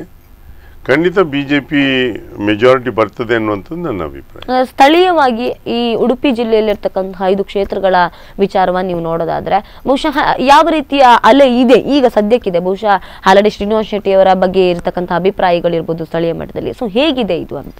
ಈಗ ಕೆಲವೊಮ್ಮೆ ಅಭ್ಯರ್ಥಿಯ ಮೇಲೆ ಹೋಗುವುದಿಲ್ಲ, ಮತದಾರರು ತೀರ್ಮಾನವನ್ನು ಮಾಡಿದರೆ ಎಂಥ ಅಭ್ಯರ್ಥಿಯನ್ನು. ಈಗ ನಂದೇ ಉದಾಹರಣೆಯನ್ನು ಕೊಡ್ತೇನೆ. ಪಾರ್ಲಿಮೆಂಟ್ ಚುನಾವಣೆಯಲ್ಲಿ ನಾನು ನಿಲ್ಲುವಾಗ ಬಹಳ ಮುಂದೆ ಇದ್ದೆ, ಆದರೆ ದೊಡ್ಡ ಅಂತರದಿಂದ ಸೋತೆ. ಅದರಿಂದ ಮತದಾರರು ಬದಲಾದಾಗ, ತೀರ್ಮಾನವನ್ನು ತಗೊಂಡಾಗ ಅಭ್ಯರ್ಥಿ ಯಾರು ಏನು ಮಾಡಲಿಕ್ಕೆ ಸಾಧ್ಯ ಆಗೋದಿಲ್ಲ. ಮೋದಿಯವರು ಎದುರು ನಾನು ಚುನಾವಣೆಯಲ್ಲಿ ಹೇಳ್ಕೊಂಡು ಬಂದೆ, ನಾನು ನಿಂತದ್ದು ಮೋದಿ ಅವರ ಎದುರಿಗೆ ಅಲ್ಲ ಅಂತ. ಆದರೆ ಜನ ಅದಕ್ಕೆ ಮೋದಿಯವರೇ ಪ್ರಧಾನಮಂತ್ರಿ ಆಗಬೇಕು ಅನ್ನೋ ಅಭಿಪ್ರಾಯ ಇತ್ತು, ಮತವನ್ನು ಹಾಕಿದ್ರು. ಬಹುಶಃ ಸರ್, ಈ ವಿಚಾರವನ್ನು ನಾವು ಗಮನಿಸಿದ್ರೆ ಒಂದು ಪಕ್ಷಕ್ಕೆ ಒಬ್ಬ ನಾಯಕ ಮುಖ್ಯ ಅಂತೀರಾ, ಕಾರ್ಯಕರ್ತ ಮುಖ್ಯ ಅಂತೀರಾ? ಎರಡು. ನಾಯಕರ ಒಟ್ಟಿಗೆ ದುಡಿಲಿಕ್ಕೆ ಕಾರ್ಯಕರ್ತರು ಬೇಕೇ ಬೇಕಾಗ್ತದೆ. ಕಾರ್ಯಕರ್ತರು ಇಲ್ಲದೆ ಇದ್ರೆ ಯಾವ ಚುನಾವಣೆಯನ್ನು ನಡೆಸಲಿಕ್ಕೆ ಸಾಧ್ಯ? ಆದ್ರೆ ಬಿಜೆಪಿಯ ವಿಚಾರವನ್ನು ನಾವು ತೆಗೆದುಕೊಳ್ಳಿದ್ರೆ ಕಾಂಗ್ರೆಸ್ನ ಕಾರ್ಯಕರ್ತರು ಅಂತ ಇರ್ತಾರೆ, ಆದ್ರೆ ಬಿಜೆಪಿಯ ವಿಚಾರಕ್ಕೆ ಬಂದ್ರೆ ಬಿಜೆಪಿಯ ಕಾರ್ಯಕರ್ತರು ಅಂತ ಇರೋದಿಲ್ಲ. ಸಂಘ ಪರಿವಾರದ ಕಾರ್ಯಕರ್ತರುಗಳು ಬಿಜೆಪಿಯ ಜೊತೆ ನಿಲ್ತಾರೆ. ಬಿಜೆಪಿಯ ಕಾರ್ಯಕರ್ತರು ಇದ್ದಾರೆ, ನಾನು ನೋಡಿದ್ದೇನಲ್ಲ. ನಾನು ಬಹುಶಃ ಆ ವಿಚಾರವನ್ನು ನಾವು ನೋಡೋದು ಸೈದ್ಧಾಂತಿಕ ನಿಲುವಿನಲ್ಲಿ ಎಲ್ಲ ಒಂದ್ ರೀತಿ ಹಿಂದುತ್ವ, ರಾಷ್ಟ್ರೀಯವಾದದ್ದು ಆ ಚಿಂತನೆಯನ್ನು ಇಟ್ಕೊಂಡು ಬಿಜೆಪಿಯ ಜೊತೆ ಇರ್ತಕ್ಕಂಥ ಮೊನ್ನೆ ಪರಿವರ್ತನೆ ರ್ಯಾಲಿಯಲ್ಲಿ ಬಂದಂತದ್ದು ಬಿಜೆಪಿಯ ಕಾರ್ಯಕರ್ತರು, ಸಂಘ ಪರಿವಾರದವರು ಅಲ್ವೇ ಅಲ್ಲ. ಬಹುಶಃ ಅವರನ್ನ ಕೂಡ ಅಷ್ಟು ಗೌರವಯುತವಾಗಿ ನಡ್ಸ್ಕೊಳ್ಳುವಂತ ಕೆಲಸ ಮೊನ್ನೆ ಪರಿವರ್ತನಾ ರ್ಯಾಲಿಯಲ್ಲಿ ಆಗ್ಲಿಲ್ಲ. ಎಲ್ಲ ಒಂದ್ ರೀತಿಯಲ್ಲಿ ಮೂಲ ಬಿಜೆಪಿಗರ ವಿರುದ್ಧ ತರಾಟೆ ಆಗಿರ್ಬೋದು, ತಪ್ಪಾಗಿರ್ಬೋದು, ಅದನ್ನ ಸರಿಪಡಿಸ್ಕೊಂಡು ಹೋಗುವಂತ ಜವಾಬ್ದಾರಿ ನಮ್ಮ ಮೇಲಿದೆ. ಈಗ ಪಕ್ಷದ ಮುಖಂಡರ ಮೇಲೆ ಯಾವ ಕಾರ್ಯಕರ್ತರು ದುಡ್ದಿದ್ದಾರೆ ಅವರನ್ನು ಒಟ್ಟಿಗೆ ತಕೊಂಡು ಹೋಗುವಂಥ ಜವಾಬ್ದಾರಿ ಅವ್ರ ಮೇಲೆ ಇದೆ ಅನ್ನುವಂಥದ್ದು ನನ್ನ ಅಭಿಪ್ರಾಯ. ಸರಿ, ಈ ವಿಚಾರವನ್ನು ನಾವು ಗಮನಿಸೋದಾದ್ರೆ ಸ್ಥಳೀಯ ಮಟ್ಟದಲ್ಲಿ ಇವತ್ತು ಈಗ ಉಡುಪಿಯಲ್ಲಿ ಪ್ರಮೋದ್ ಮಧುರಾಜ್ ಅವರು ಇರಬಹುದು, ಅಥವಾ ಕುಂದಾಪುರದಲ್ಲಿ ಹಾಲಾಡಿ ಶ್ರೀನಿವಾಸ್ ಶೆಟ್ಟರ್ ಇರಬಹುದು, ಬೈಂದೂರಿನಲ್ಲಿ ಗೋಪಾಲ್ ಪೂಜಾರಿ ಇರಬಹುದು. ಇವತ್ತಿನ ಈ ಅಲೆಗಳನ್ನು ನೋಡ್ತಾ ಹೋದ್ರೆ ಇದೆಷ್ಟು ಕೂಡ ತಲೆ ಕೆಳಗಾಗುವಂತ ಸಾಧ್ಯತೆಗಳಿದೆಯಾ ಇವತ್ತು ಈಗಿನ ರಾಜಕೀಯ ವಿಚಾರವನ್ನು ಗಮನಿಸೋದಾದ್ರೆ? ಕುಂದಾಪುರದಲ್ಲಿ ಇವರು ಬಿಜೆಪಿಗೆ ಬರ್ತಾರೆ ಅನ್ನುವಂಥದ್ದು ಒಂದು ಅಭಿಪ್ರಾಯ ಇದೆ. ಆದರೆ ಬಿಜೆಪಿ ಗೆಲ್ತದೆ ಅಲ್ಲಿ. ಬಿಜೆಪಿಯಲ್ಲಿ ಯಾರು ನಿಂತರು ಗೆಲ್ತಾರೆ ಅನ್ನುವಂಥ ಅಭಿಪ್ರಾಯ ಕುಂದಾಪುರದಲ್ಲಿ ಇದೆ. ಬೈಂದೂರಿನಲ್ಲಿ ಸಹ ಇಟ್ಸ್ ಎ ಕ್ಲೋಸ್ ಫೈಟ್. ಯಾಕಂದರೆ ಹಿಂದಿನ ಚುನಾವಣೆಯಲ್ಲಿ ಅವರು ದೊಡ್ಡ ಅಂತರದಲ್ಲಿ ಗೆದ್ದಿರಬಹುದು. ಅದೇ ರೀತಿಯಲ್ಲಿ ಯಡಿಯೂರಪ್ಪನವರು ದೊಡ್ಡ ಅಂತರದಲ್ಲಿ ಗೆದ್ದಿದ್ರಲ್ಲಿ. ಈ ಸಲ ಸಹ ನನ್ನ ಅಭಿಪ್ರಾಯ, ನಾನು ಕೆಲವು ಭಾಗದಲ್ಲಿ ಓಡಾಡಿದ್ದೇನೆ, ಅಲ್ಲಿ ಬಿಜೆಪಿ ಮತದಾರರು ಇದ್ದಾರೆ. ಬದಲಾವಣೆ ಆಗ್ತದೆ, ಉಡುಪಿಯೂ ಆಗ್ತದೆ. ಅದ್ರಲ್ಲೇನು ಇನ್ನೊಂದು ಮಾತು ಕೇಳಿ ಬರ್ತಿದೆ, ಪ್ರಮೋದ್ ಮಧುರಾಜ್ ಅವರು ಬಿಜೆಪಿಗೆ ಬರ್ತಾರೆ ಅನ್ನುವಂತ ಮಾತುಗಳು ಕೂಡ. ನನ್ಗೆ ಗೊತ್ತಿಲ್ಲ, ನನಗೆ ಅವ್ರ ಹತ್ರ ಚರ್ಚೆಯನ್ನು ಮಾಡಲಿಲ್ಲ.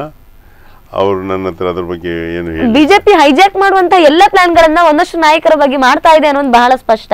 ಎಲ್ಲ ಒಂದು ರೀತಿಯಲ್ಲಿ ಮೋದಿ ಅಮಿತ್ ಶಾ ಯಾರ ಮೇಲೆ ಕಣ್ಣಿಡ್ತಾರೆ ಅವ್ರು ಖಂಡಿತ ಬಿಜೆಪಿಗೆ ಬರ್ತಾರೆ ಅನ್ನುವಂತ ಯೋಚನೆಗಳಿದೆ. ಸೊ ಆ ಹಂತದಲ್ಲಿ ಇಲ್ಲಿರ್ತಕ್ಕಂಥ ಒಂದಷ್ಟು ನಾಯಕರು ಬರ್ಬೋದು. ಪ್ರಮೋದ್ ಮಧ್ವರಾಜರ ಹತ್ರ ಈ ಪ್ರಶ್ನೆಯನ್ನು ಕೇಳಿ, ಆ ನಿಟ್ಟಿನಲ್ಲಿ ಕೂಡ ಒಂದಷ್ಟು ಸ್ಪಷ್ಟನೆ ಸಿಗಬಹುದೇನೋ ಅಂತ. ನನ್ಗೆ ಗೊತ್ತಿಲ್ಲ, ನನಗೆ ಅದ್ರ ಬಗ್ಗೆ ಐಡಿಯಾ ಇಲ್ಲ. ಸರ್, ಇನ್ನು ಬೈಂದೂರಿನ ವಿಚಾರವನ್ನು ನಾವು ಗಮನಿಸೋಣ. ನಿಮ್ಮ ಹೆಸರು ಕೂಡ ಕೇಳಿ ಬರ್ತಾ ಇರುವಂತದ್ದು, ಸುಕುಮಾರ್ ಶೆಟ್ಟರ್ ಹೆಸರು ಕೂಡ ಕೇಳಿ ಬರ್ತಿದೆ. ಇನ್ನೊಂದು ರೀತಿಯಲ್ಲಿ ಮಾತು ಬರ್ತಿದೆ, ಬೈಂದೂರಿನವರು ಅಲ್ಲದ ಹೊರಗಿನ ವ್ಯಕ್ತಿ ಕೂಡ ಇಲ್ಲಿ ಬಂದು ನಿಲ್ಲುವಂತ ಸಾಧ್ಯತೆ ಇದೆ. ಆ ಹೆಸರುಗಳು ಕೂಡ ಕೇಳಿ ಬರ್ತಾ ಇರುವಂತದ್ದು.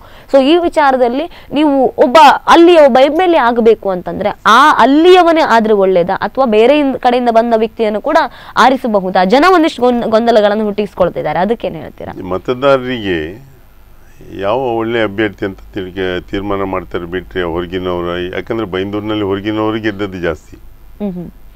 ಹಾಗೆ ಹಿಂದೆ ಬ್ರಹ್ಮವರದಲ್ಲಿಯೂ ಹಾಗೆ, ಅಲ್ಲಿಯವರಿಗಿಂತ ಹೊರಗಿನವರು ಗೆದ್ದದ್ದೇ ಜಾಸ್ತಿ. ಅವರಿಗೆ ಅಭ್ಯರ್ಥಿ ಒಳ್ಳೇದಾದರೆ ಒಳಗಿನೋ ಹೊರಗಿನೋ ಅಂತ ನೋಡೋದಿಲ್ಲ. ಪಕ್ಷ ಬೇಕಂತಾದರೆ ಆ ಪಕ್ಷಕ್ಕೆ ಮತವನ್ನು ಕೊಡ್ತಾರೆ. ಈಗ ನಾನು ಬ್ರಹ್ಮವರದಲ್ಲಿ 2 ಸಲ ಪಕ್ಷೇತರನಾಗಿ ನಿಂತಿದ್ದೆ, ಓಟ್ ಹಾಕಿದ್ದಾರೆ. ಅಲ್ಲಿ ಜನರಿಗೆ ಅಭ್ಯರ್ಥಿ ಒಳ್ಳೇದಂತಾದ್ರೆ ಅವ್ರಿಗೆ ಓಟ್ ಹಾಕ್ತಾರೆ. ಅವರಿಗೆ ಕೆಲಸ ಮಾಡುವವರು ಬೇಕು. ಸೊ ಈ ವಿಚಾರವನ್ನು ನೋಡೋದಾದ್ರೆ ಜಯಪ್ರಕಾಶ್ ಹೆಗ್ಡೆ ಅವರು ಅಂದ್ರೆ ಒಬ್ಬ ಒಳ್ಳೆ ಕ್ಯಾಲಿಬರ್ ಇರತಕ್ಕಂಥ ವ್ಯಕ್ತಿ, ಅಥವಾ ಕ್ಲೀನ್ ಹ್ಯಾಂಡ್ ಪೊಲಿಟಿಷಿಯನ್ ಅನ್ನುವಂಥ ಮಾತುಗಳಿದೆ.